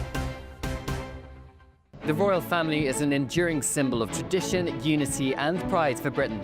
At GB News, we celebrate what makes this country great. In our new Royal Newsletter series, you can join me, Cameron Walker, for Inside the Palace, an exclusive look every week that takes you beyond the gates and brings you the very latest from those at the heart of the monarchy. Never miss a royal moment again. Sign up now. Go to gbnews.com/royal newsletter and get the latest straight to your inbox. Good Afternoon Britain isn't just about us. The wonderful thing about this programme is it's about everyone watching. It's an interactive programme. Well, there absolutely is something to see here, and we're going to be talking about it more. Whether it's breaking royal news, please bring us up to date, or indeed a particularly punchy speech in the House of Commons. Very, very curious. We bring it to you live, and then we bring you live reaction as well. That's Good Afternoon Britain, weekdays from midday. Only on GB News, the People's Channel, Britain's news channel. This is Britain's Newsroom, where your voice matters. It's just astonishing. With expert analysis and honest opinion, we don't just keep you informed. We bring you unique perspectives you won't see anywhere else. Can't argue with any of that. When the news happens, it happens here. On Britain's Newsroom, weekdays from 9:30 a.m. Only on GB News. Hi, I'm Michelle Dewberry, and my show is your opportunity to cut through all the noise and dive in headfirst to some robust debates. Ideas clash. Situation, isn't it? Because the failure is... You're deliberately avoiding my point. Nothing's held back. And if you think this is the end of it, wait for more. And we do not shy away from the difficult stuff. Sometimes I want to shake people and say, if only you understood. So join me on Jubes & Co. weeknights at 6 p.m, only on GB News, Britain's news channel. I'm Christopher Hope. From pop stars to politicians, I'll interview anybody in a pub who's got a political opinion. Join me every Friday on Spotify, Apple Podcasts, YouTube or gbnews.com, or wherever you get your podcasts. This is GB News, the People's Channel. Mornings don't have to be tiresome, especially if you have the right company. Wake up to news as it happens, opinion and debate, and of course, a little bit of entertainment too. Because when the kettle's on, we're on. That's Breakfast on GB News, a show worth waking up for. Every morning from 6 a.m. Only on the People's Channel, Britain's news channel. We'll spread the news, you spread the word.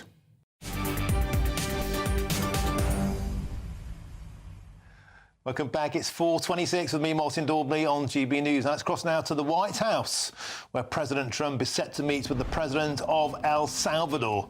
And of course, they're likely to discuss immigration and crime. The president of El Salvador, Nayib Bukele, has praised Trump for imprisoning American deportees, because what happened is that there's been one of the most brutal deportation regimes of El Salvadorian criminals back to El Salvador, the optics of which have made the American mainstream media clutch their pearls, but they're being put in some of the most brutal maximum security prisons on the planet. The El Salvadorian president in total alignment with Donald Trump. Again, these deportations moving.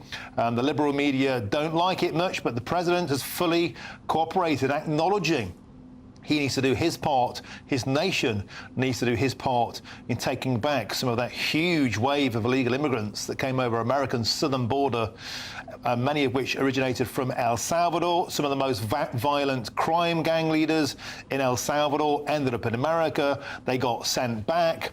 And this is likely to be the huge topic of debate and negotiation today. Of course, off the back of that, potentially, there will be tariff reductions, more favourable trade regimes. President Trump said from the very beginning, if you play ball on immigration and border policy, then you perhaps might come out on top on tariffs. All eyes on the White House. Will bring you more on that, of course, as the president arrives.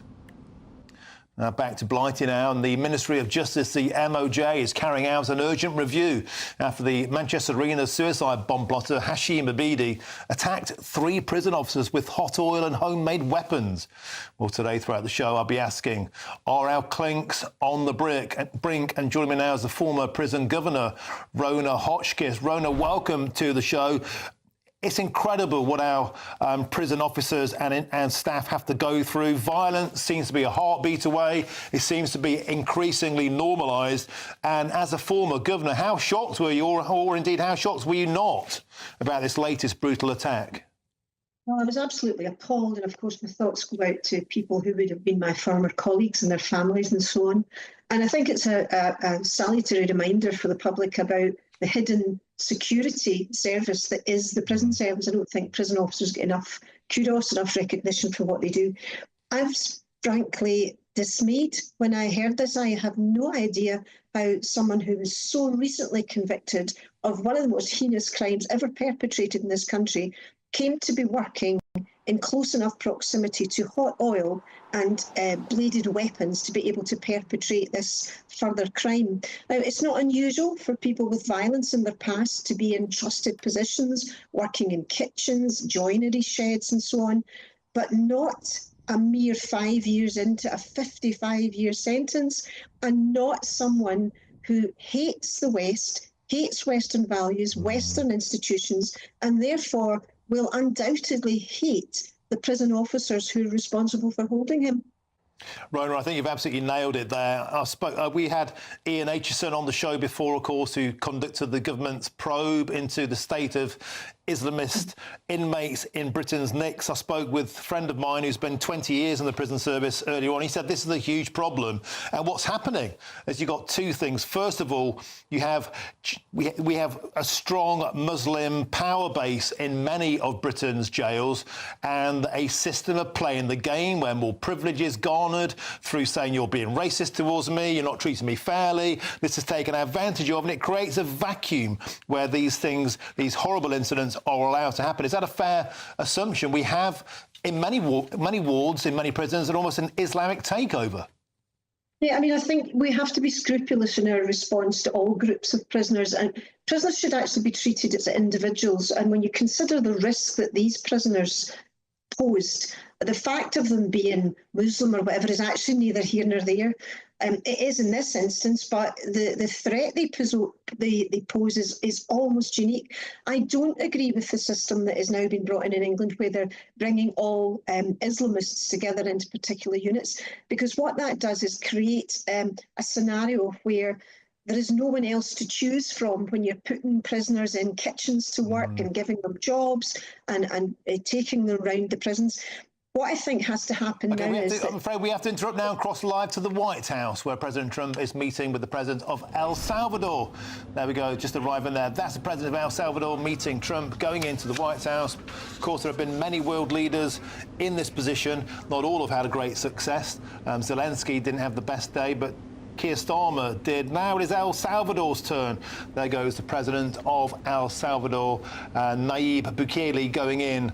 Crime and immigration expected to be top of the list, as I was explaining before.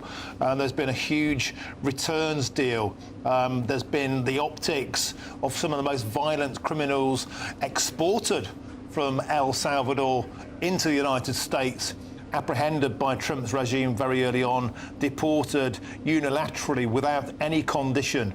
And the optics of that offended many in the liberal media, but the president of El Salvador has been largely responsive and cooperative on this, accepting his nation needs to accept the most violent criminals, often drug gang leaders, crime kingpins, accepting them back and putting them into some of the most high-touch prisons on the planet, maximum security prisons where the men are shaven-headed, they are handcuffed, they're in rows, and it's a merciless regime projected to the world. Donald Trump deporting criminals from America to El Salvador. Inside there now, the president of El Salvador with Donald Trump, president of USA, expected to try and talk about crime, deportation, immigration, and of course, tariffs. And no doubt by cooperating with Donald Trump, maybe the president of El Salvador might get a better tariff deal. We'll bring you much more on that as it happens. And thank you to my previous guest there. We had to cut off. Thank you very much to my previous guest for speaking to us. That was Rona Hotchkiss before we went to Donald Trump. Plenty more to come in the rest of the show. But first, here's your headlines with Mark White.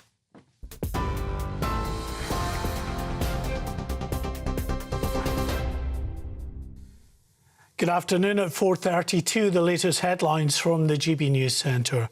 And we start with breaking news, and refuse workers have rejected a deal aimed at ending the long-running bin strike in Birmingham. The Unite Union said its members voted overwhelmingly against what they described as the council's totally inadequate offer and claimed it still included pay cuts. Hundreds of workers have been on all-out strike for a month, leading to rubbish piling up on the streets. A small military logistics team has been drafted in to help coordinate the cleanup. The soldiers won't collect rubbish, but are helping plan the response as public health concerns grow. The Gambling Commission has charged 15 people in connection with alleged betting offences ahead of last year's surprise general election announcement. Among those charged is Craig Williams, the former Conservative MP and Rishi Sunak's parliamentary private secretary. Also facing charges are Russell George, a Welsh Conservative Senate member, Anthony Lee, the former Tory Director of Campaigning, and Nick Mason, the party's former Chief Data Officer. The Commission has been investigating whether bets were placed on the 4th of July election using inside knowledge.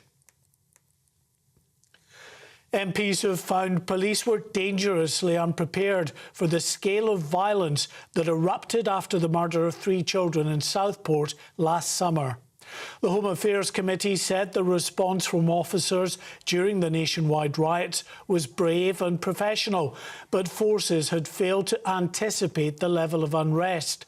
More than 1,800 arrests were made in the aftermath of the attack in 2024. But the MP said they found no evidence of two-tier policing and praised officers who faced unprecedented disorder. Downing Street says it's confident that vital raw materials will reach the Scunthorpe steelworks in time to keep the blast furnaces running. A shipment is already on the way, and British Steel's operational teams are now assessing the furnaces. It's part of efforts to stabilise operations after emergency legislation handed the government powers to take control of the steelworks. And finally, it's Move Over, Major Tom. There's a new pop icon in space. Liftoff. New Shepard has cleared the tower. Katy Perry's historic Blue Origin mission blasted off from West Texas within the last hour and a half. On its first ever all-female space mission, the pop star joined 5 other women, including a former NASA rocket scientist and civil rights activist. It was just an 11-minute suborbital flight. After that short but no doubt spectacular flight, the capsule touched back down safely by parachute in the Texas desert. That's all from us for the moment. We're back with more at the top of the hour. For the very latest GB News direct to your smartphone, sign up to News Alerts by scanning the QR code or go to gbnews.com/alerts.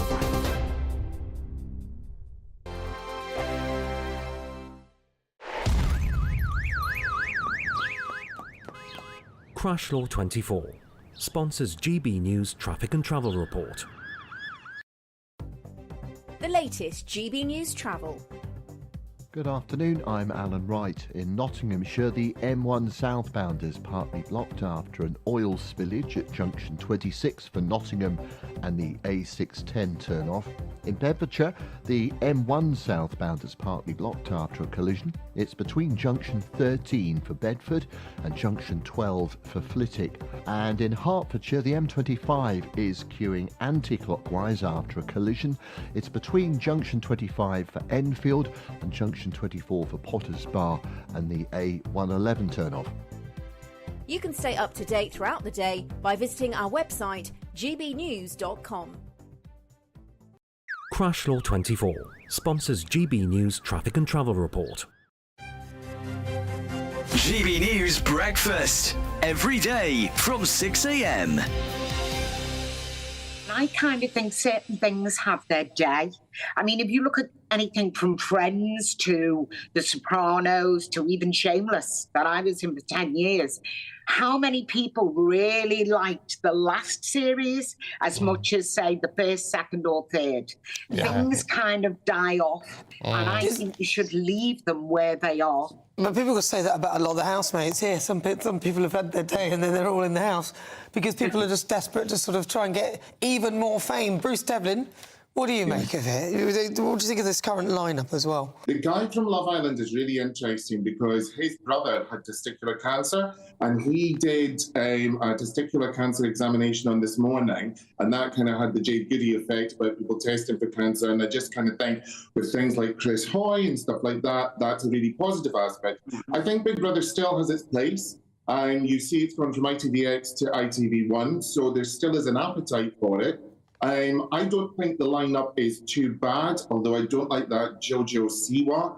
I find her quite aggravating, but I'm prepared to give her the benefit of the doubt. I'm sure she says lovely things about me. I don't think she will after she just had that. It's seen as a social experiment, and I think, like with anything, whether it's Love Island or SAS, what happens is people get to know the game. And I think things like this become a lot more contrived because you've seen so many of them. Yeah. You know exactly how it plays out. That's a really good point, Bruce, because where's the entertainment in it when you know people are playing the system? I was just away to say, I agree with Tina that originally it was a social experiment, but then should it not have been stopped after the first one? The People's Channel.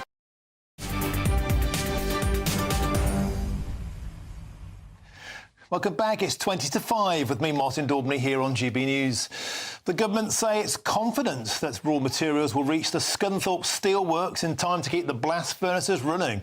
Well, this comes as China warned the UK against politicising the British steel crisis after negotiations broke down with the Chinese firm over the weekend.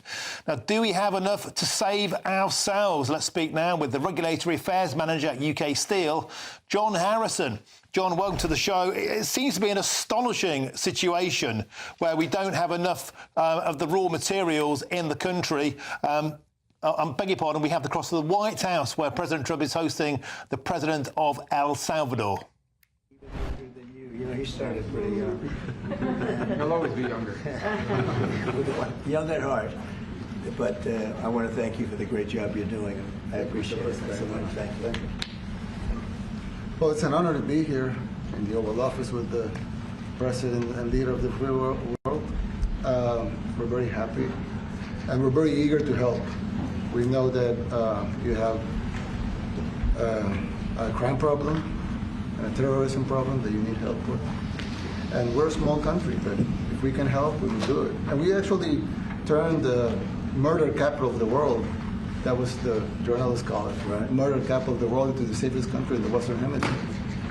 And, you know, sometimes they say that we imprisoned thousands. I like to say that we actually liberated millions.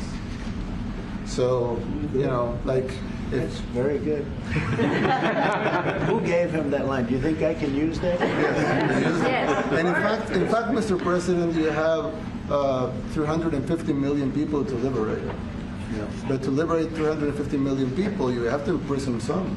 You know, that's the way it works, right? You cannot just, you know, free the criminals and think crime is going to go down magically. You have to imprison them so you can liberate 350 million Americans that are asking for the end of crime and the end of terrorism. And it can be done. I mean, you're doing it already. And I'm sure that people have seen the change in the streets. A long way to go because you're just initiating your second term. But it's clear that, you know, with the numbers at the border, you know, even in Democrat-run cities, they get a help from the work you're doing. So I'm really happy to be here, honored, and eager to help. Well, we had a terrible thing happen. We had an administration that allowed people to come in freely into our country from not only South America, but from all over the world, many from the Congo in Africa, Asia, all over the world, Europe, rough parts of Europe. And they came from prisons, and they came from mental institutions, and they came from gangs, and the gangs of Venezuela and other places. And hundreds of thousands and even millions of them came. 21 million people altogether, but many of the people that came, just a tremendous percentage of them were criminals, in some cases violent criminals. We had 11,088 known murderers. Half of them murdered more than one person. This was allowed by a man who what he did to our country is just unbelievable. So we're straightening it out. We're getting him out. But what they did and what that party did to our country, open borders, anybody could come in. As soon as I heard that, I said, every prison's going to be emptied out into our country. That's what happened. And we're straightening it out. And we just had numbers. We had the highest recruiting numbers in the history of our country going into police departments. And a year ago, we had the lowest numbers. You couldn't hire a biggest change. Yeah. Nobody's From ever the seen. lowest to the highest. And the military now, Marines, the Army, Air Force, Coast Guard, every slot is, I mean, we have the best numbers we've ever had. We call it recruitment numbers. And we've never had anything like it. We had records on at every single level.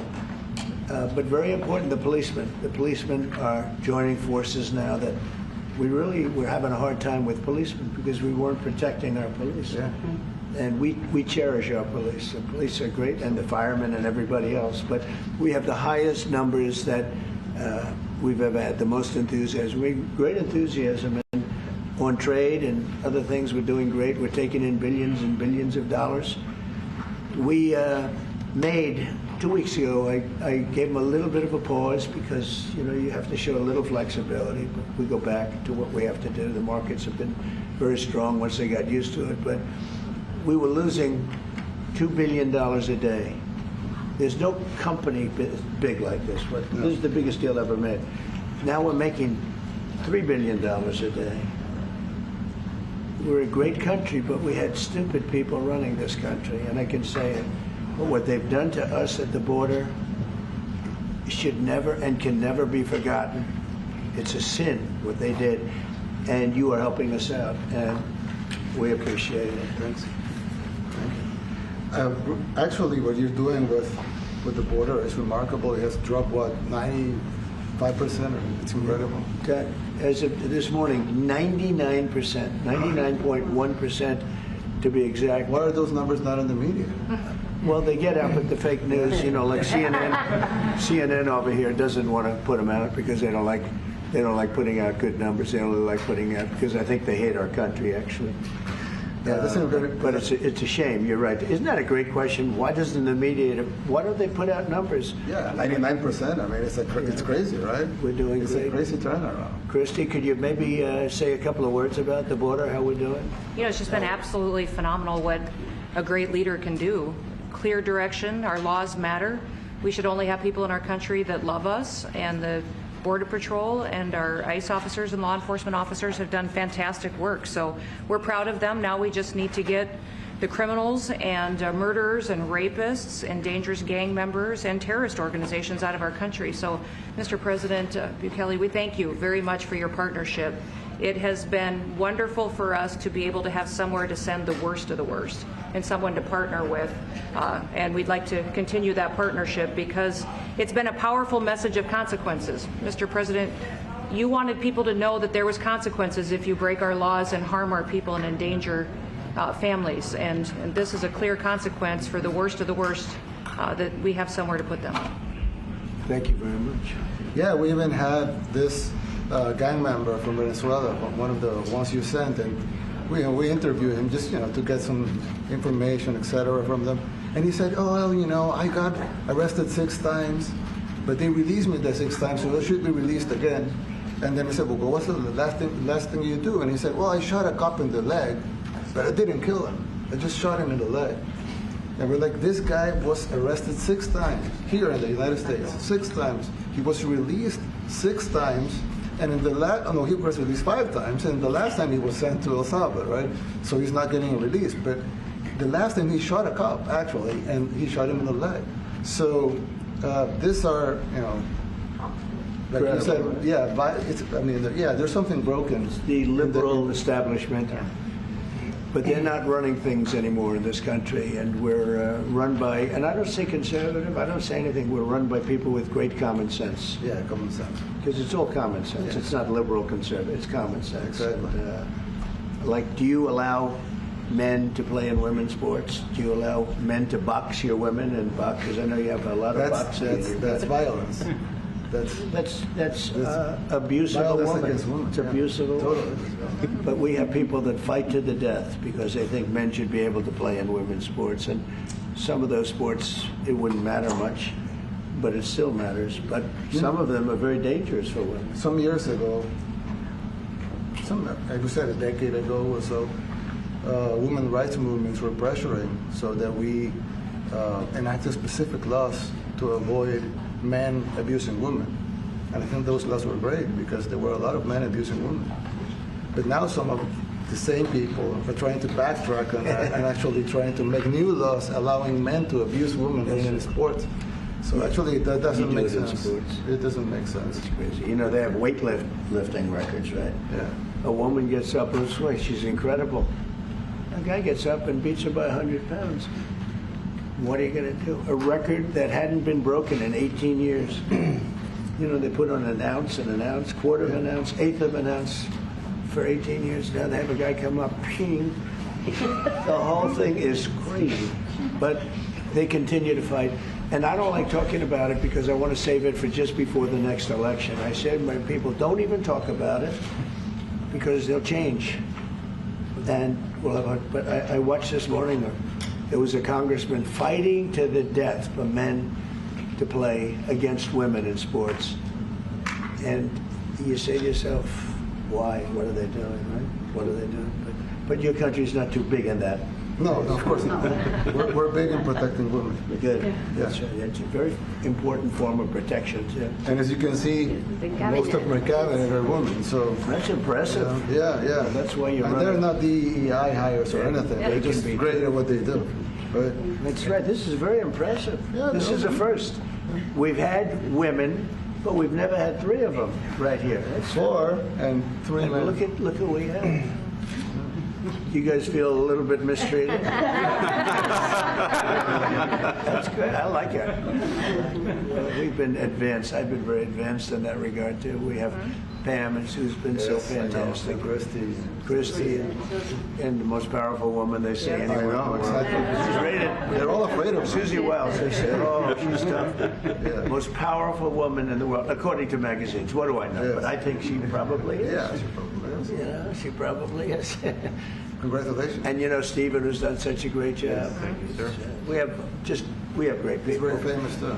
But we love working with him. He really lets him have it, right? Yeah, exactly. There's no games. No. It's very good. He knows. Do you have any questions, please? President Trump? Go, let's not start Mr. President. because they're just so Mr. President. wrong. Yeah, please. Yeah, thank you, Mr. President. You repeatedly mentioned last night that Russia's attack on Ukraine was a mistake. What is the exact mistake? And had you given Putin a deadline to actually move toward a ceasefire? The mistake was letting the war happen. If Biden were competent, and if Zelensky were competent, and I don't know that he is. We had a rough session with this guy over here. He just kept asking for more and more. That war should have never been allowed to happen. That war, I went 4 years and Putin wouldn't even bring it up. And as soon as the election was rigged and I wasn't here, that war started. There was no way that war should have been allowed to happen. And Biden should have stopped it. And you take a look at Putin. I'm not saying anybody's an angel, but I will tell you, I went 4 years and it wasn't even a question. He would never, and I told him, don't do it. You're not going to do it. And it was the apple of his eye, but there was no way that he would have done it. All you had to do is lower oil prices. If you lowered oil prices, Biden kept the prices so high because he made it impossible to get it. If you lowered oil prices, you would have never had the war. But you wouldn't have had it with me anyway. That war would have never happened. And I think it's a great abuse. So now what do? You get a country where 25% of its land is gone, and the best locations, where millions of people are killed. You know, you haven't reported accurately the death. And this was Biden's war, and I'm trying to stop it.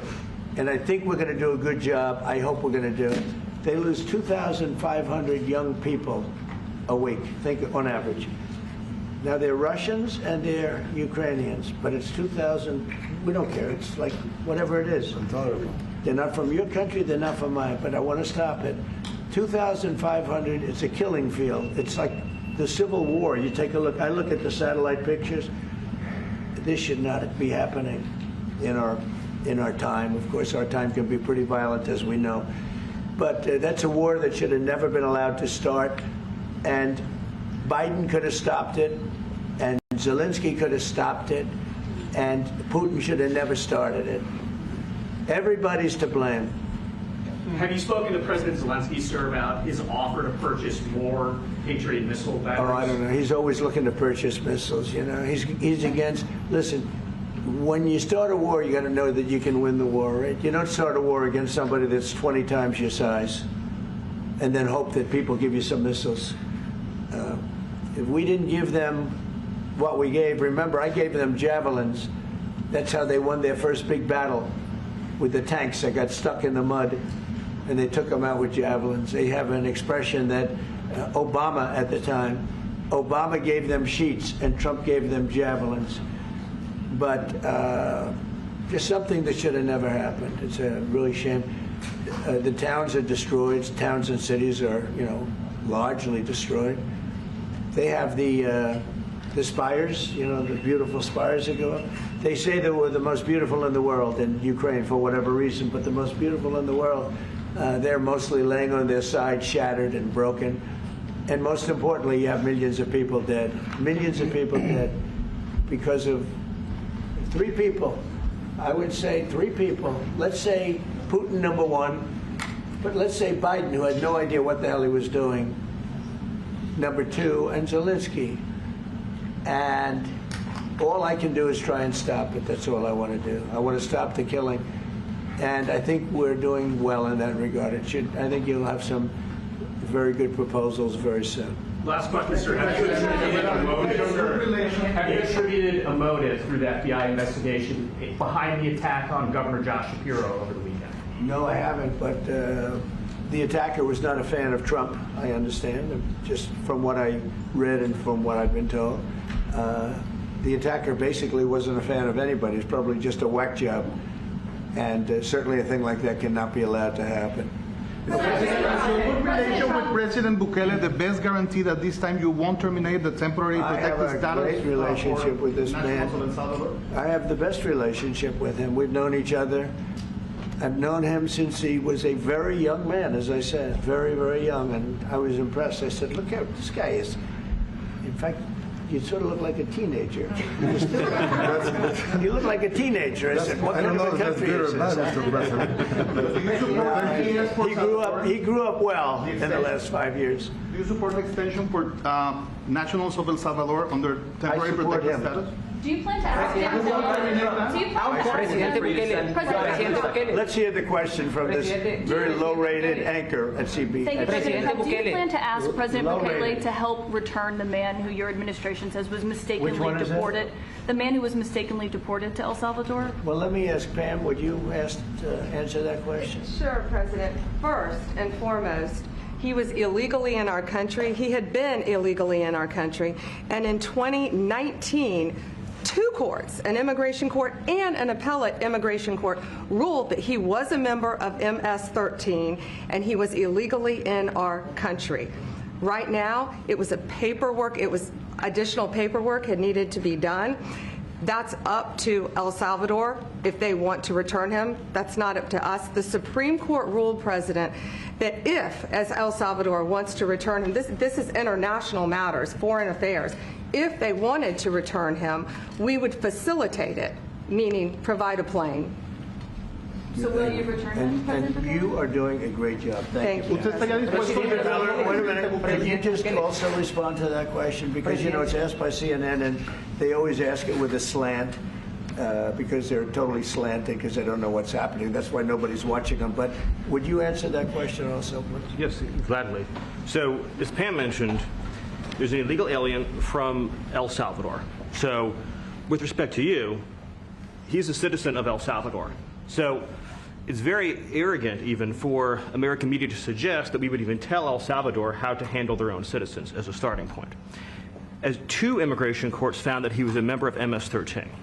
When President Trump declared MS-13 to be a foreign terrorist organization, that meant that he was no longer eligible under federal law, which I'm sure you know, you're very familiar with the INA, that he was no longer eligible for any form of immigration relief in the United States.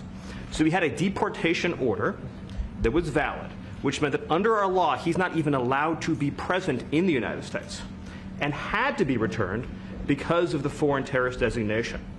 This issue was then, by a district court judge, completely inverted, and a district court judge tried to tell the administration that they had to kidnap a citizen of El Salvador and fly him back here. That issue was raised to the Supreme Court, and the Supreme Court said the district court order was unlawful, and its main components were reversed 9-0 unanimously, stating clearly that neither Secretary of State nor the President could be compelled by anybody to forcibly retrieve a citizen of El Salvador from El Salvador, who again is a member of MS-13, which, as I'm sure you understand, rapes little girls, murders women, murders children, is engaged in the most barbaric activities in the world, and I can promise you, if he was your neighbor, you would move right away. So you don't plan to ask for anything to get him back? And what was the ruling in the Supreme Court, Steve? Was it 9-0? Yes, it was a 9-0.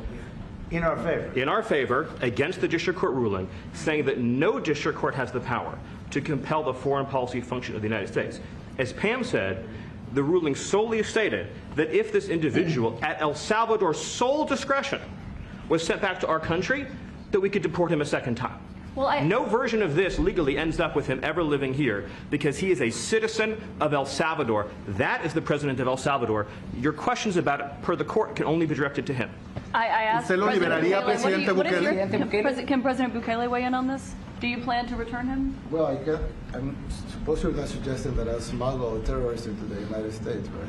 It's always how can I smuggle? How can I return him to the United States? Like, could I smuggle him into the United States, or what do I do? Of course, I'm not going to do it. It's like, I mean, the question is preposterous. How can I smuggle a terrorist into the United States? I don't have the power to return him to the United States. So you can release him inside El Salvador? Yeah, but I'm not releasing, I mean, we're not very fond of releasing terrorists into our country. I mean, we just turned the murder capital of the world into the safest country of the Western Hemisphere, and you want us to go back into the releasing criminals so we can go back to being the murder capital of the world? No, that's not going to happen. Well, they'd love to have a criminal, released into I mean, there's a fascination. They would love it. They're sick. These are sick people. Marco, do you have something to say about it? Yeah, I mean, Stephen outlined it. I don't understand what the confusion is. This individual is a citizen of El Salvador. He was illegally in the United States and was returned to his country. That's where you deport people, back to their country of origin, except for Venezuela that wasn't refusing to take people back, or places like that. I can tell you this, Mr. President, no, the foreign policy of the United States is conducted by the President of the United States, not by a court. And no court in the United States has a right to conduct the foreign policy of the United States. It's that simple. End of story. And that's what the Supreme Court held, by the way, to Marco's point. The Supreme Court said exactly what Marco said, that no court has the authority to compel the foreign policy function of the United States. We won a case 9-0, and people like CNN are portraying it as a loss, as usual, because they want foreign terrorists in the country who kidnap women and children. But President Trump, his policy is foreign terrorists that are here illegally get expelled from the country, which, by the way, is a 90-10 issue. Well, Mr. President, you said that if the Supreme Court said someone needed to be returned, that you would abide by that. You said that on Air Force One just a few days ago, and they said that it must be facilitated. Why don't you just say, isn't it wonderful that we're keeping criminals out of our country? Why can't you just say that? Why do you go over and over? And that's why nobody watches you anymore. You have no credibility. Please, go ahead. President Trump, thank you so much. How many illegal criminals are you planning on exporting to El Salvador? And President Bukele, how many are you willing to take from the U.S.? As many as possible. And I just asked the president, it's this massive complex that he built, jail complex. I said, can you build some more of them, please?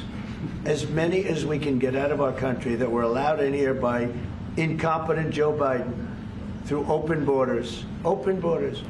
You probably hear open borders and you can't even understand it, because nobody can understand. Nobody smart or with common sense can understand it. So we have millions of people that should not be in this country that are dangerous. Not just people, because we have people, but we have millions of people that are murderers, drug dealers. They've been allowed to come into our country by other countries that were very smart. When they heard that this very low IQ president, and by the way, I took my cognitive exam as part of my physical exam, and I got the highest mark, and one of the doctors said, sir, I've never seen anybody get that kind of, that was the highest mark. I hope you're happy with that, although they haven't been bugging me too much to take a cognitive. But I did do my physical, and it was released. I hope you're all happy with it. I noticed there's no question, so probably you are. But the cognitive, they said to me, "Sir, would you like to take a cognitive test?" I said, "Did Biden take one?" "No." "Did anybody take one?" "No, not too many people took them." I said, what about Obama? Did he take one?" "No, he didn't take one either." I said, "Let me be the only one to take one." But I've actually taken them 3 times already. I like taking them because they're not too tough for me to take. But we had a great physical exam, so I know you're going to ask that. And the doctors, who are total professionals, Walter Reed Medical Center, they're great people. And I visited a soldier that was badly wounded, incredible soldier, lost his leg, and spent a lot of time with him. I mean, great with his mother, and it was really a very great thing. They do a phenomenal job. I just want to say, Walter Reed, I was there for, 5-6 hours. You were there with me. But I took a full physical, and it came out perfecto, so that's good. That means you've got me for a little longer. Would the U.S. be willing to pay for those facilities to be opened if new ones were going to be built? I'd do something. We'd help them out. Yeah, we help them. They're great facilities, very strong facilities, and they don't play games. I'd like to go a step further. I mean, I said it to Pam. I don't know what the laws are. We always have to obey the laws, but we also have homegrown criminals that push people into subways, that hit elderly ladies on the back of the head with a baseball bat when they're not looking, that are absolute monsters. I'd like to include them in the group of people to get them out of the country, but you'll have to be looking at the laws on that, Steve, okay? How essential is it for you guys to be locking up these prisoners? And do you think more presidents should follow suit like you guys as far as taking a hard stance on crime here in the United States? Oh, I do. I think everybody has to. I mean, the president said it better than anybody. He said, you know, you have liberty and you have to have liberty, but to have liberty, not everybody is going to be good. And, you know, some are bad because they're sick. They're mentally deranged. They're bad. Why do you then you have to take them. If you're going to have a country, you're going to have to take those people out. And we've been doing that. But this was like an unforced error, they would call it, where we had people that may hate our country, or maybe they're just stupid people. I think they're probably stupid people more so. A lot of people said they did it for the vote. But I did better with Hispanic people than they did, because they always use Hispanic. I did better. You people love me. I saw my poll numbers in your country up through the roof, right? 91%. Some people think they do it for the vote. But they don't have to do it for the vote. They cheat, you know, they're professional cheaters. That's about the only thing they do well. So we just have had a great relationship, and it's become bigger because of a strange thing that happened. You know, I came back. We had no war in Ukraine. We had no war we had no October 7th Middle East problem. We had nothing. We had no inflation. We didn't have the Afghanistan most embarrassing moment in the history of our country. The Afghanistan, not withdrawing, because I would have been out. You know, I had it all set to bring people out with dignity and pride. That was the worst, most embarrassing moment in the history of our country, Afghanistan. We didn't have any of that. You wouldn't have had the war with Russia, Ukraine. You wouldn't have had the Middle East problem because Iran was broke. They had no money because we had secondary sanctions on and lots of other sanctions. And now every single thing, got a problem with Iran, but I'll solve that problem. That's almost an easy one. We got to solve a war that should have never started, Ukraine and Russia, and we'll get that solved. And we have to solve problems, and we already solved inflation. You know, if you look at the numbers are incredible, actually. Stock market's up, and we're not letting other countries take advantage of this country like they have for the last 40 years. So thank you very much. You have a question, please? Yes, Mr. President, thank you so much. You scored another major investment win this morning when NVIDIA pledged to build its AI supercomputer, the first time ever, right here in the United States. Thank you. That's a question I like. That's true. What is your reaction to this announcement, sir, and how will this positively benefit Americans across the entire country? Well, it's one of the biggest announcements you'll ever hear, because NVIDIA, as you know, controls that almost the entire sector, which is one of the most important sectors in the world, between chips and semiconductors and everything else. And they're the biggest. And the other biggest we already have coming in and spending $300 billion, as you know. They announced 2 weeks ago. But NVIDIA is so highly respected. And this was an announcement that a lot of people, I knew it was going to happen, but not to the extent that it happened. It's big. And the reason they did it is because of the election on November 5th and because of a thing called tariffs. As I say, the most beautiful word in the dictionary. After love, God, relationship. The press actually hit me and said, tariff is the most beautiful word in the dictionary. What about family, love, God? So I got hit even on that. You understand? I said, okay. So now I say it's my 5th most favorite word because they get you on anything. But no, that NVIDIA, it's one of the great companies of the world, modern, super modern companies, controls segments that nobody, you know, sort of controls the world in a sense, and they're coming in here in the biggest way with hundreds of billions of dollars. Not like millions of dollars, hundreds of billions of dollars, and I'm honored by it. And I want to thank Jensen and all of the people that we deal with. They're great people, they're brilliant people. And without tariffs, they wouldn't be doing it. Okay. Thank you very much. Are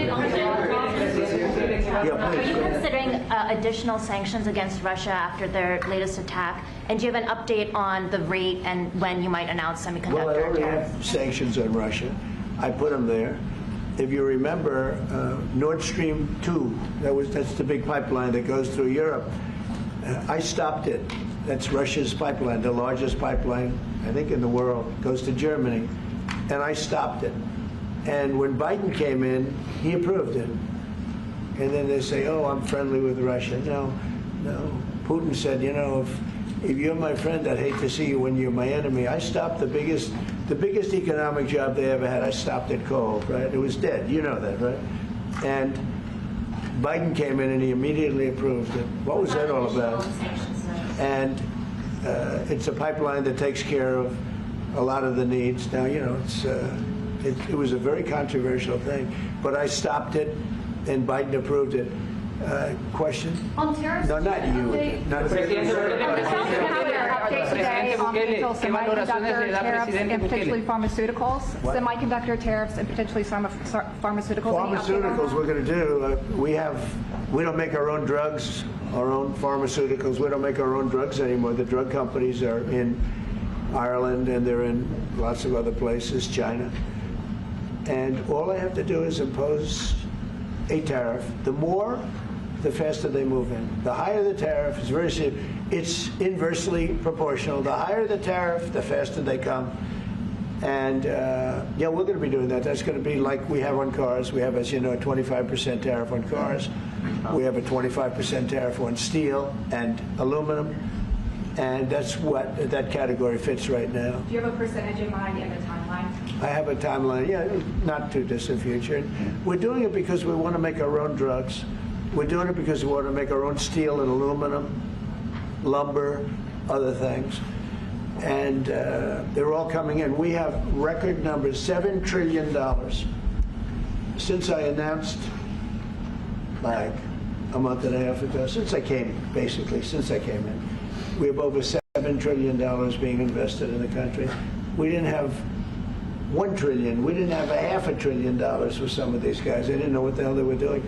So we have the largest investment that we've ever heard of, and we're only 2 months in. And that'll continue at levels that you've never seen before. That's what's going to happen. And even the stock market's up today. It's we also had, you know, a lot of people didn't say it the way it was. We had the largest gain in the stock market in history on every single category last week. That was a nice game because we were getting a little hit because people didn't understand the power of our country economically if you use it right. Do you have something to say on that, JD?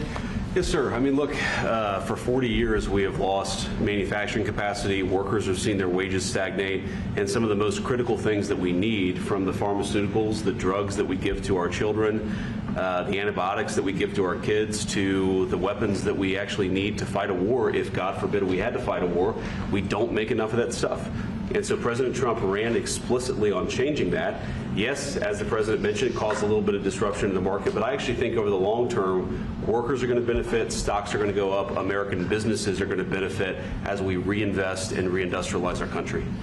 And the auto workers and the Teamsters and all of the unions, you know, not traditionally Republican, but I'm winning those unions by, we're up 40, 50 points on the Democrats. They're losing everything. They're losing everything because they just have policies that are not believable. They fight for policies that are 5% popular, and nobody knows who the 5% are. I mean, nobody can find the 5%. But if you go back to Ohio, and by the way, we have the great championship team from Ohio coming in today, right? Very big day. And that's going to be a little bit later. And that'll be, if you want to stick around, I'll introduce you to some nice people. You'll see some very large people, right? You'll see some people that even you have not seen people like this. These are big, these are 6'7", 380 pounds with no fat. Okay, that's pretty good, right? But the team, the national championship team, is being honored today at the White House, so that'll be exciting. If you're around, you want to stay around, I'll have you up there. You can tell them all about your prison, how you have to behave. Okay. Who else? Are those exemptions on electronics? You said yesterday that you're making a decision on Iran very quickly. What do you mean by that? Is that a decision to strike Iran? Or? Their problem very quickly. Iran wants to deal with us, but they don't know how. They really don't know how. We had a meeting with them on Saturday. We have another meeting scheduled next Saturday. I said, that's a long time. You know, that's a long time. So I think they might be tapping us along. But Iran has to get rid of the concept of a nuclear weapon. They cannot have a nuclear weapon. He can't have a nuclear weapon. Nobody can have. We can't have anybody having nuclear weapons, you know. We can't have nuclear weapons. And I think they're tapping us along because we're so used to dealing with stupid people in this country. And I had Iran perfect. You had no attacks. You would have never had October 7th in Israel, the attack by Hamas, because Iran was broke. They were stone cold broke when I was president. And I don't want to do it. I want them to be a rich, great nation. The only thing is, one thing, simple. It's really simple. They can't have a nuclear weapon. And they got to go fast because they're fairly close to having one. And they're not going to have one. And if we have to do something very harsh, we'll do it.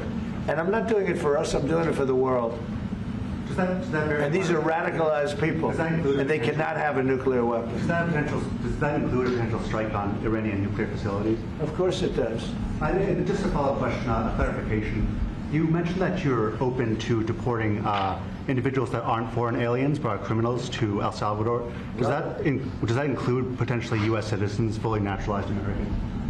If they're criminals and if they hit people with baseball bats over their head that happen to be 90 years old, and if they rape 87-year-old women in Coney Island, Brooklyn, yeah, that includes them. What do you think? There's a special category of person? They're as bad as anybody that comes in. We have bad ones too, and I'm all for it because we can do things with the president for less money and have great security. And we have a huge prison population. We have a huge number of prisons, and then we have the private prisons, and some are operated well, I guess, and some aren't. But he does a great job with that. We have others that we're negotiating with too. But no, if it's a homegrown criminal, I have no problem. Now, we're studying the laws right now. Pam is studying. If we can do that, that's good. And I'm talking about violent people. I'm talking about really bad people. Really bad people. Every bit as bad as the ones coming in. And I made the statement when I heard about this a long time ago now, 4 years ago.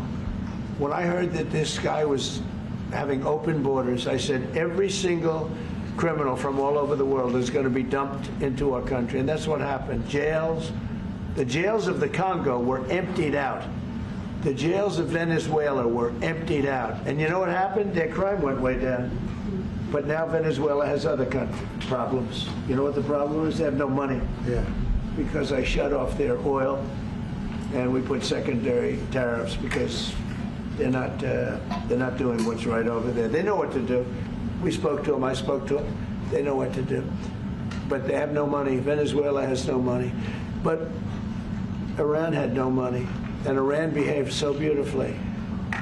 And then Biden took all those secondary tariffs and tariffs on.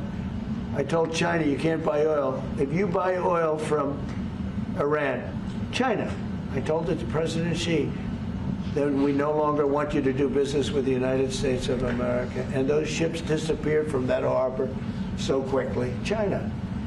Get along great with China. Are the talks with Iran productive? Do you want to continue that? I think Iran could be a great country as long as it doesn't have nuclear weapons. If they have nuclear weapons, they'll never get a chance to be a great country. They will never get a chance. It won't even come to us. Sir, Harris. Yeah. Yesterday you mentioned short-lived product exemptions. Which specific products are you considering, and how long is short-lived? Weeks, months? I'm looking at something to help some of the car companies where they're switching to parts that were made in Canada, Mexico, and other places, and they need a little bit of time because they're going to make them here, but they need a little bit of time. So I'm talking about things like that. What about any Apple products, other cell phones?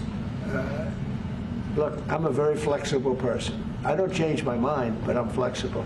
And you have to be. You just can't have a wall and you'll only go. No, sometimes you have to go around it, under it, or above it. There'll be maybe things coming up. I speak to Tim Cook. I helped Tim Cook recently, and that whole business. I don't want to hurt anybody, but the end result is we're going to get to the position of greatness for our country. We're the greatest economic power in the world if we're smart. If we're not smart, we're going to hurt our country very badly. We lost with China over the Biden years trillions of dollars on trade. Trillions of dollars. And he let them fleece us. And we can't do that anymore. And you know what? I don't blame China at all. I don't blame President Xi. I like him. He likes me. I mean, you know, who knows? Who the hell cares? Do you have any updates on But you know what? China?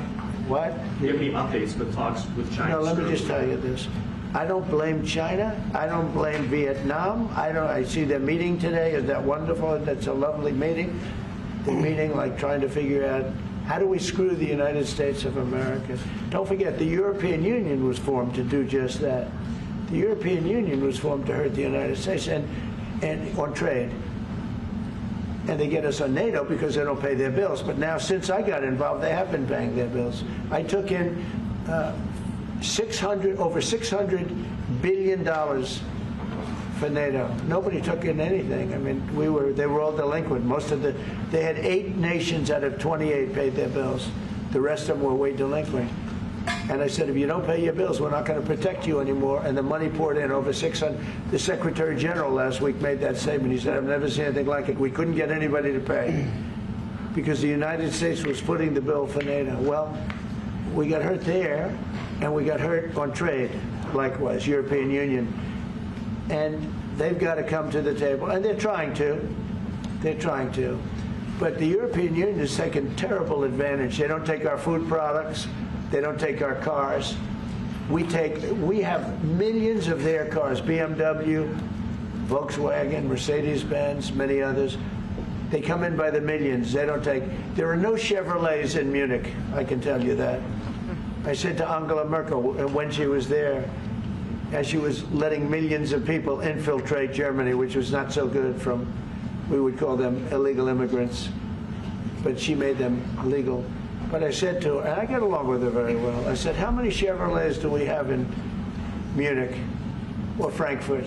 Why, none, Donald, none. I said, you're right. And yet we take in millions and millions of cars. No, those days are over. Okay, thank you very much, everybody. Thank you, guys. Thank you, guys. Thank you, guys. Mr. President, do you have any comment on the FTC's case against Meta and Mark Zuckerberg? Thank you, press. Thank you, press. Thank you, Naive. Thank you. Thank you. Thank you, press.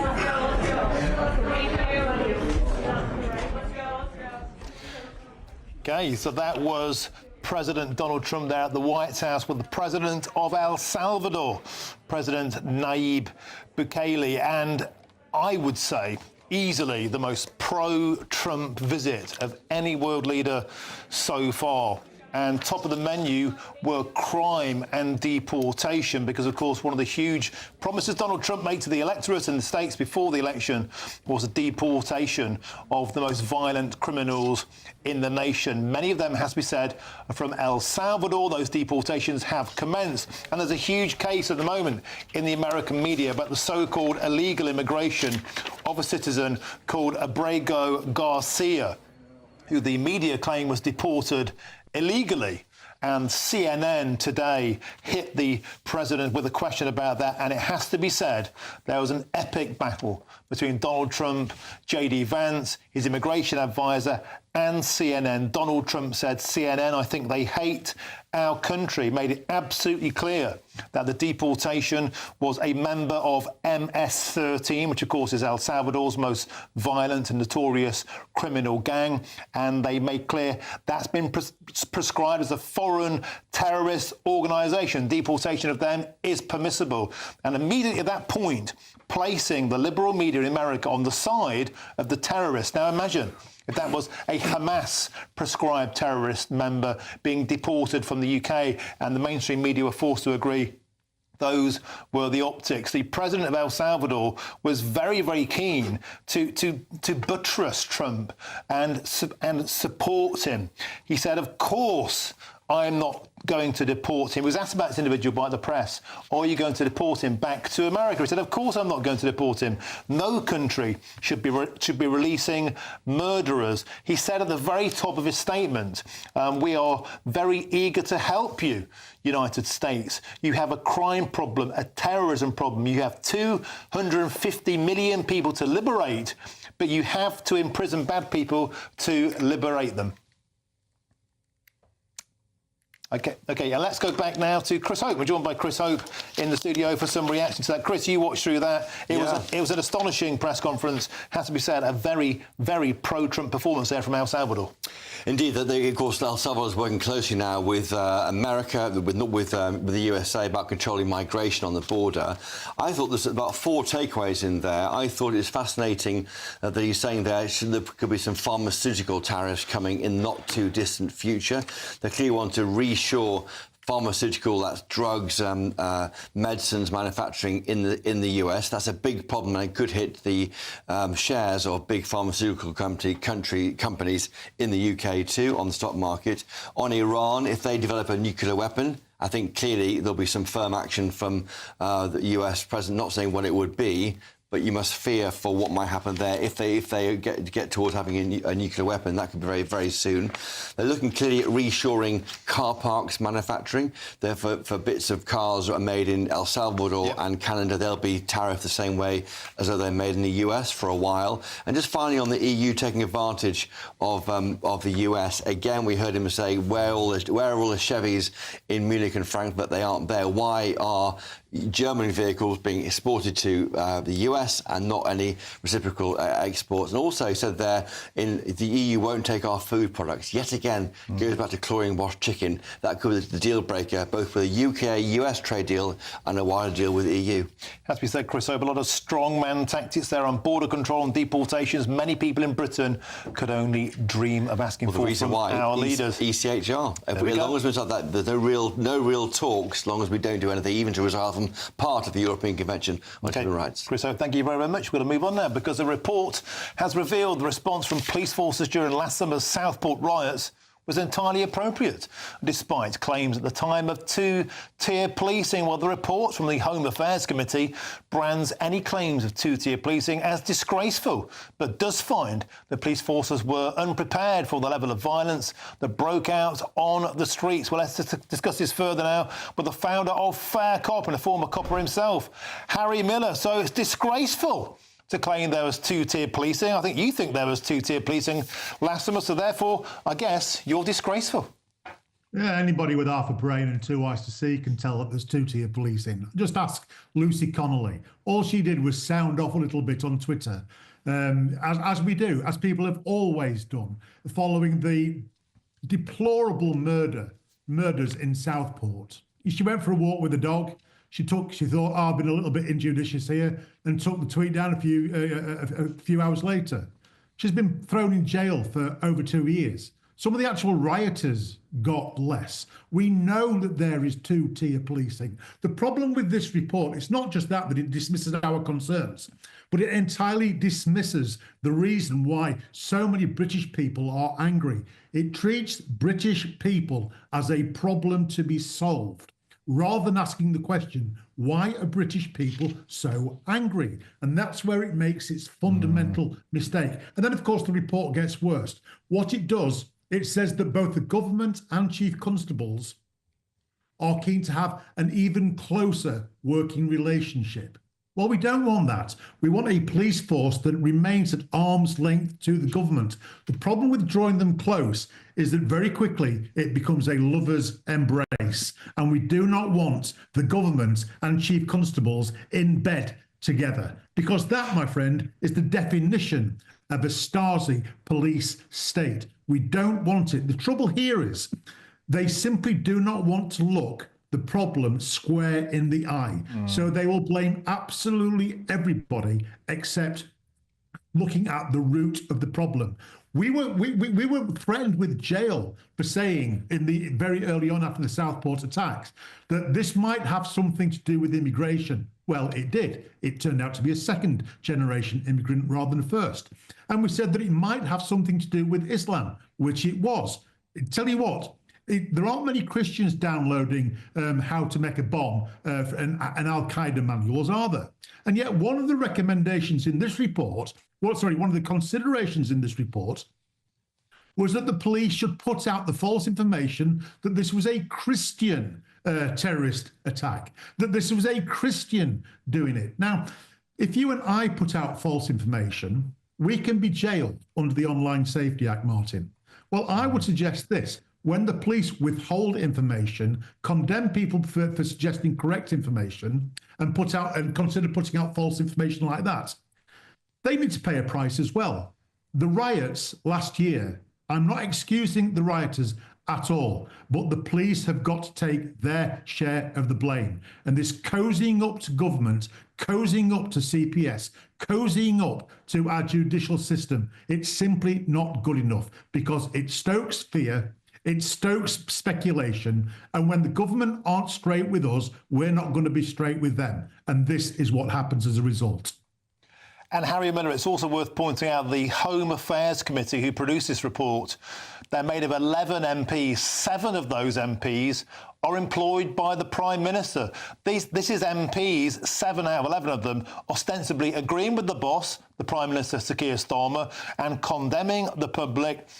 It's not a balanced report in that respect. It's a political report where they mark their own homework. That's exactly right. And they talk about increasing police powers as a case of national security. This is not about national security. This is about government insecurity. The government are scared of the public. The government are in tow to pressure groups like Islam and the Green Lobby. They are scared of looking the truth in the face and dealing with it. And so they try to blame absolutely everybody but the perpetrators of the actual problem. This is a case of government insecurity. It is nothing to do with national security. Harry Miller, excellent as ever. Thank you very, very much for speaking to us today and waiting patiently while Donald Trump was speaking in the White House. Nobody can interrupt Trump, not even the president of El Salvador. Thank you very much, Harry Miller, the founder of Fair Cop. Always an absolute pleasure to have you on the show. Now, plenty more to come throughout the rest of the show. But now, if you're travelling home from work or from school, first of all, travel safely. And here is your traffic and travel update. And don't forget to stick with us.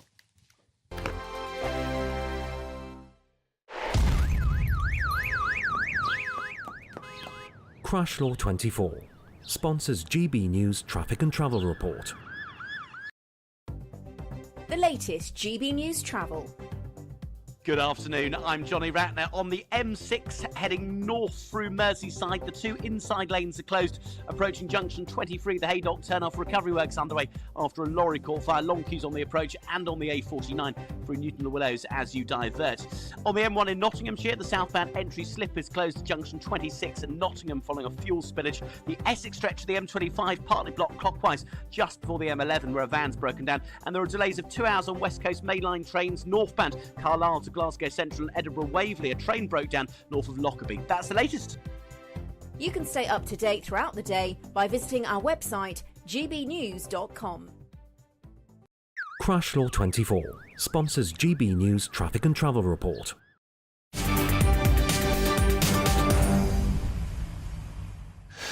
Safe trip back home. And first is your headlines. Now it's Mark White.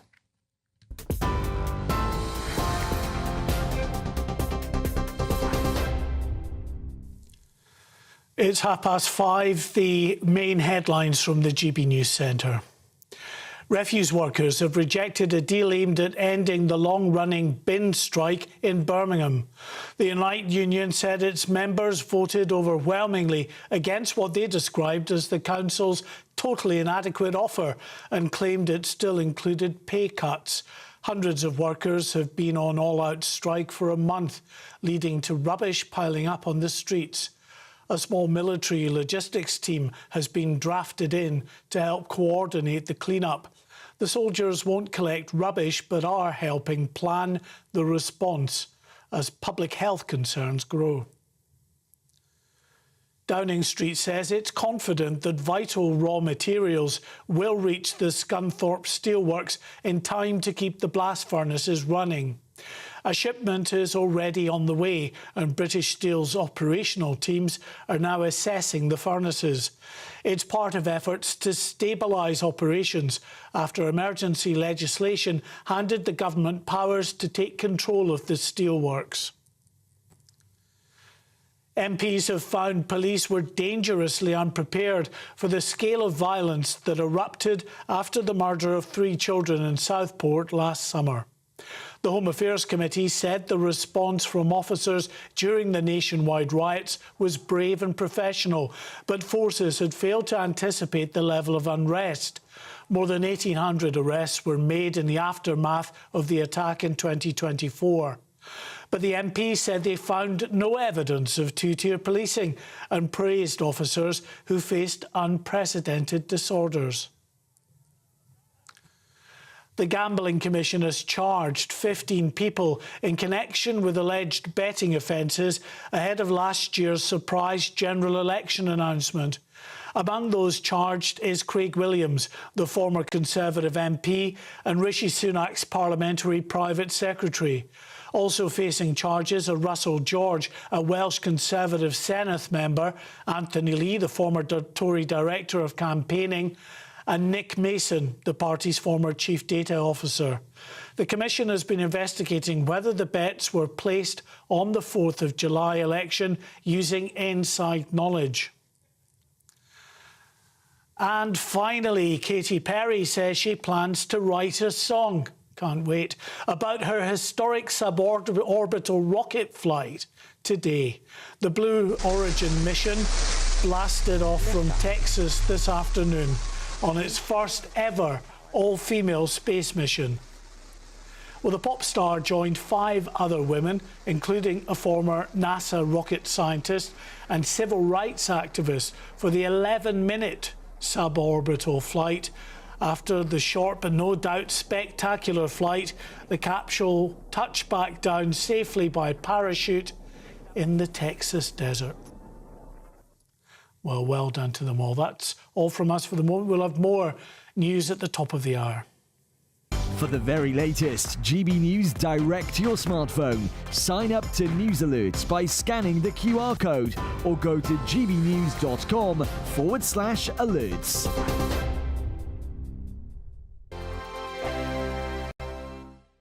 Good Afternoon Britain isn't just about us. The wonderful thing about this programme is it's about everyone watching. It's an interactive programme. Well, there absolutely is something to see here, and we're going to be talking about it more. Whether it's breaking royal news, please bring us up to date. Or indeed a particularly punchy speech in the House of Commons. Very, very curious. We bring it to you live, and then we bring you live reaction as well.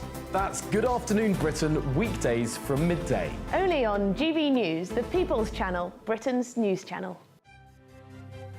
GB News Breakfast, every day from 6 a.m. Do you know that Gladiators is the TV show most likely to get you thinking about moving, about exercising? Well, who better to talk to us about than Gladiator and Olympian Montel Douglas? Good to see you this morning, Montel. What way does Gladiators work in getting people to move?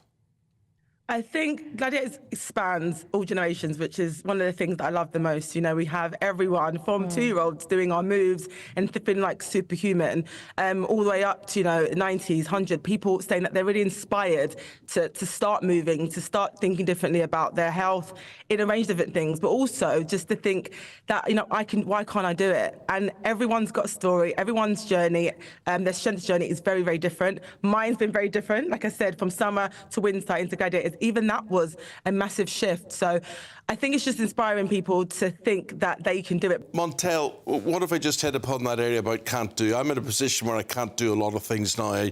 I regard watching Country File on a Sunday night as huge exercise for me. What if you just believe you can't do anything?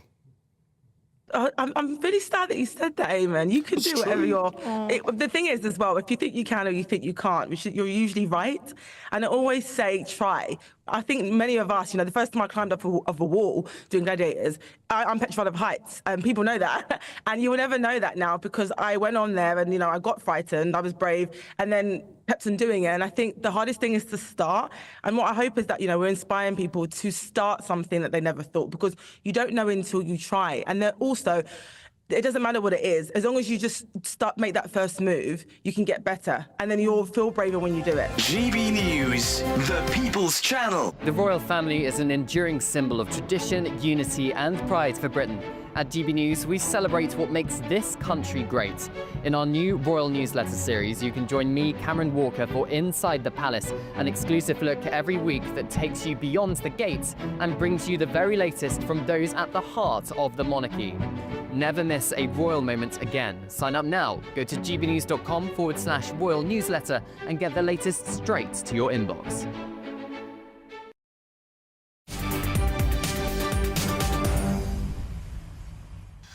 Welcome back. Now, new figures reveal that foreign nationals from certain countries are being arrested for sex offences in the UK at shockingly high rates, with Sudan topping the League of Shame.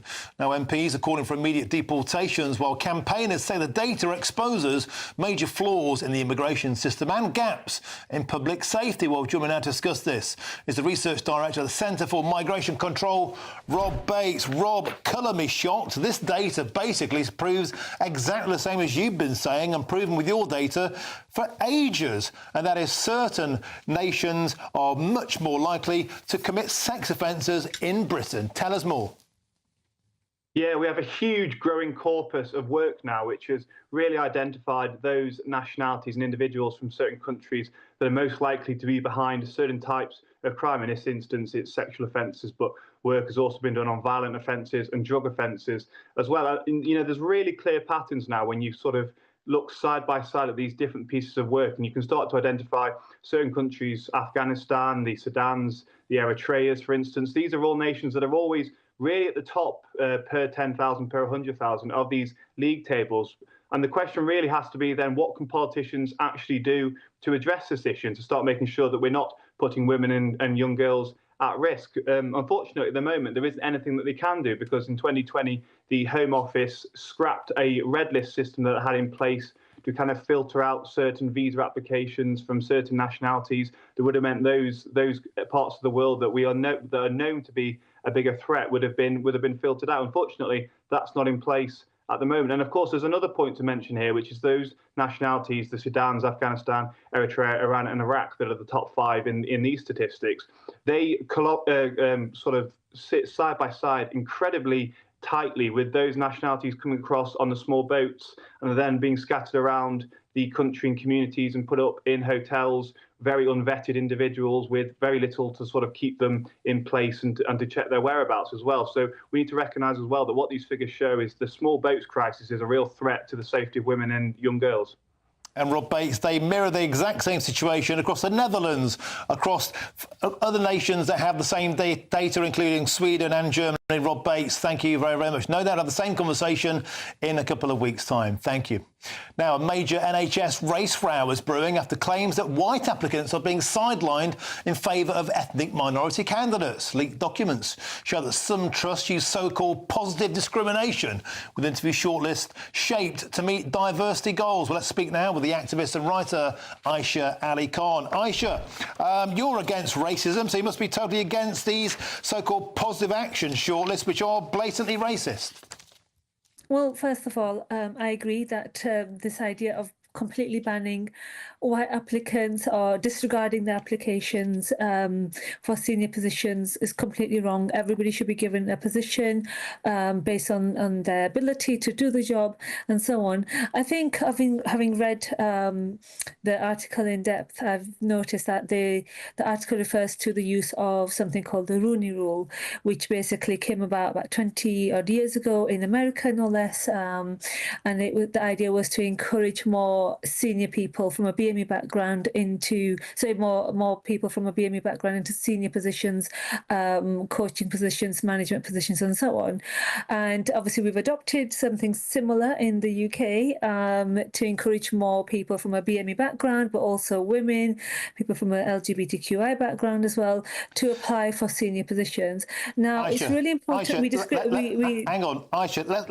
Let's be absolutely clear about this, right? These rules say it's mandatory for ethnic minorities to be shortlisted. Managers must justify hiring white Brits, and race is used as a tiebreaker if two candidates are equally qualified, where obviously the ethnic minority candidate wins. That isn't positive action. That is blatant racism. Just admit it. No, first of all, the idea of using this rule, like I've just tried to explain, is to allow at least one person from a BME background onto the shortlist. Why? And then the interview process takes place.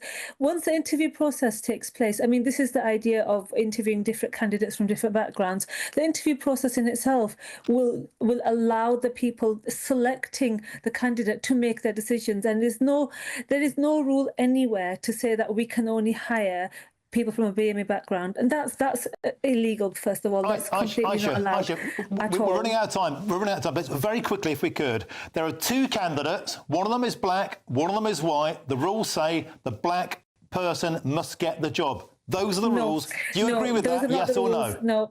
No. First of all, what it says. That's illegal. The best person for the job should get the job.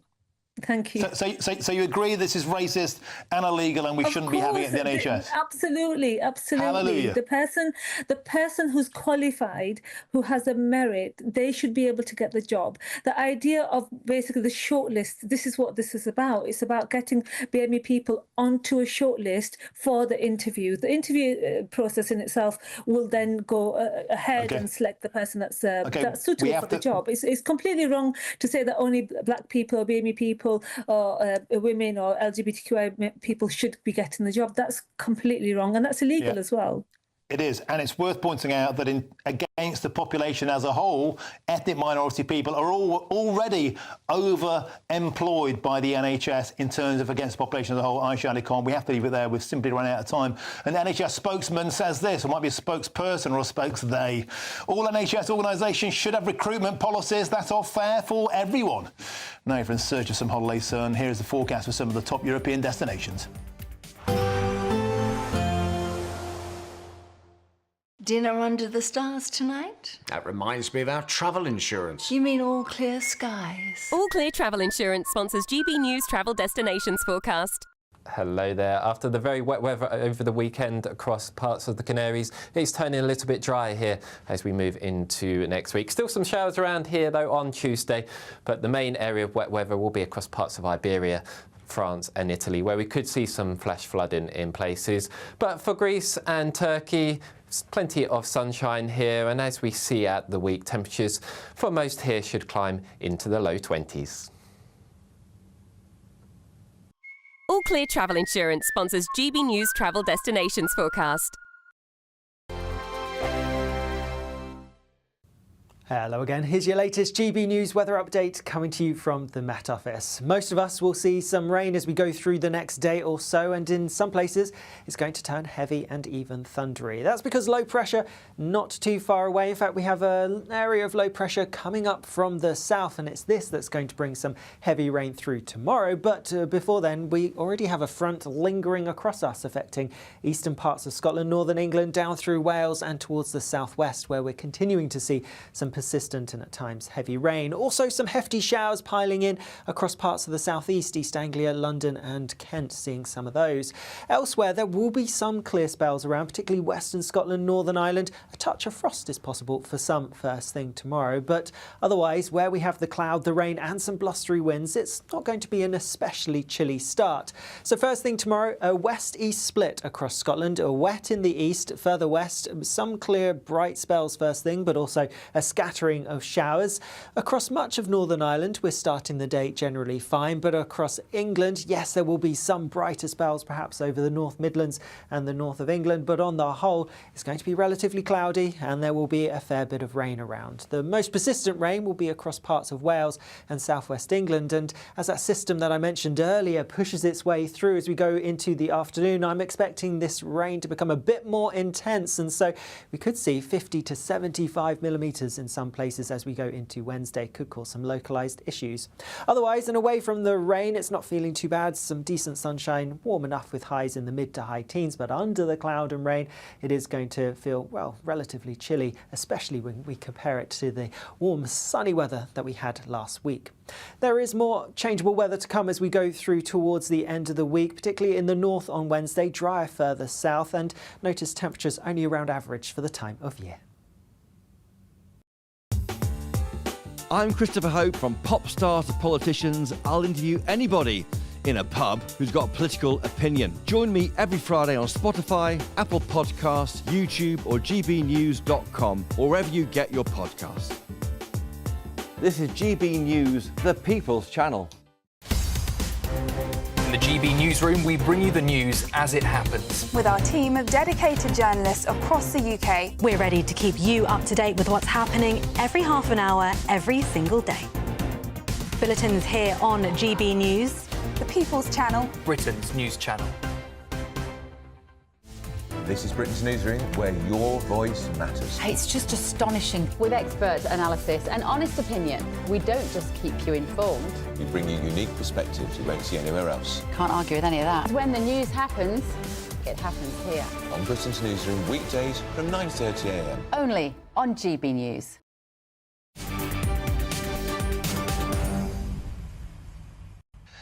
Welcome back. It's 10 to 6 and it's been 14 long years in the making, but finally Rory McIlroy has won the Masters and completed his career Grand Slam.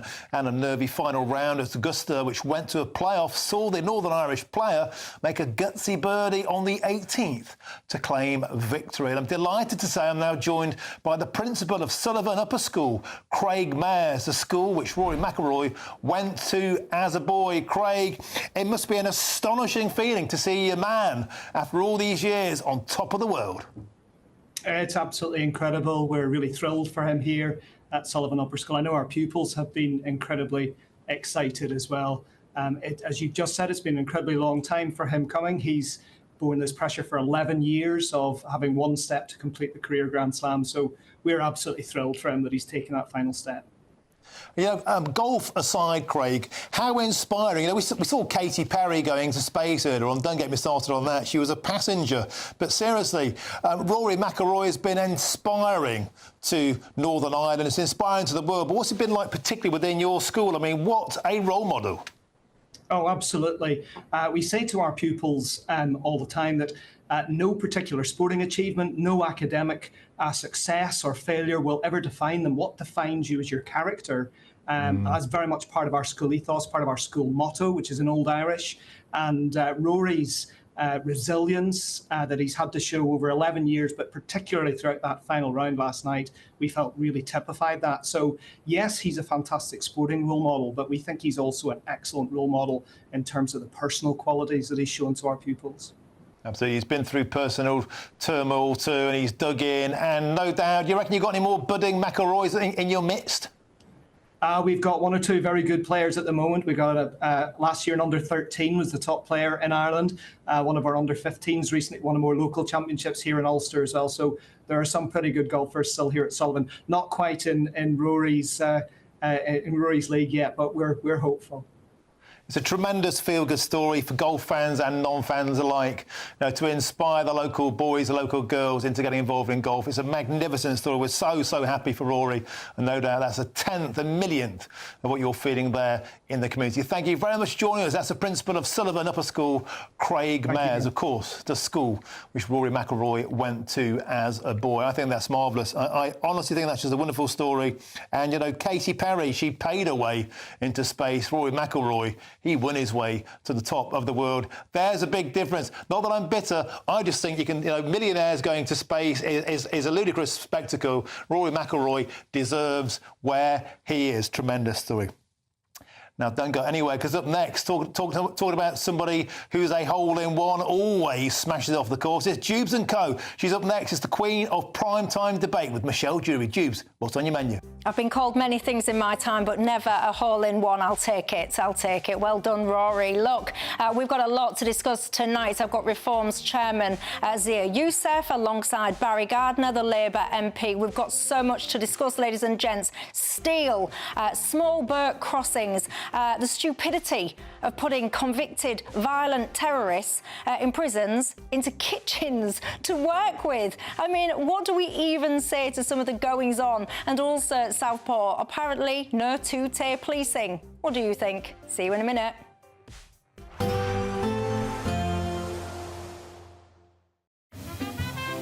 Heavy showers first thing will be followed by a warm, cosy day. Boxed boilers, sponsors of weather on GB News. Hello again, here's your latest GB News weather update coming to you from the Met Office. Most of us will see some rain as we go through the next day or so, and in some places it's going to turn heavy and even thundery. That's because low pressure not too far away. In fact, we have an area of low pressure coming up from the south, and it's this that's going to bring some heavy rain through tomorrow. But before then, we already have a front lingering across us, affecting eastern parts of Scotland, northern England, down through Wales and towards the southwest, where we're continuing to see some persistent and at times heavy rain. Also some hefty showers piling in across parts of the southeast, East Anglia, London and Kent, seeing some of those. Elsewhere, there will be some clear spells around, particularly western Scotland, Northern Ireland. A touch of frost is possible for some first thing tomorrow, but otherwise, where we have the cloud, the rain and some blustery winds, it's not going to be an especially chilly start. So first thing tomorrow, a west-east split across Scotland, a wet in the east, further west, some clear bright spells first thing, but also a scattering of showers. Across much of Northern Ireland, we're starting the day generally fine.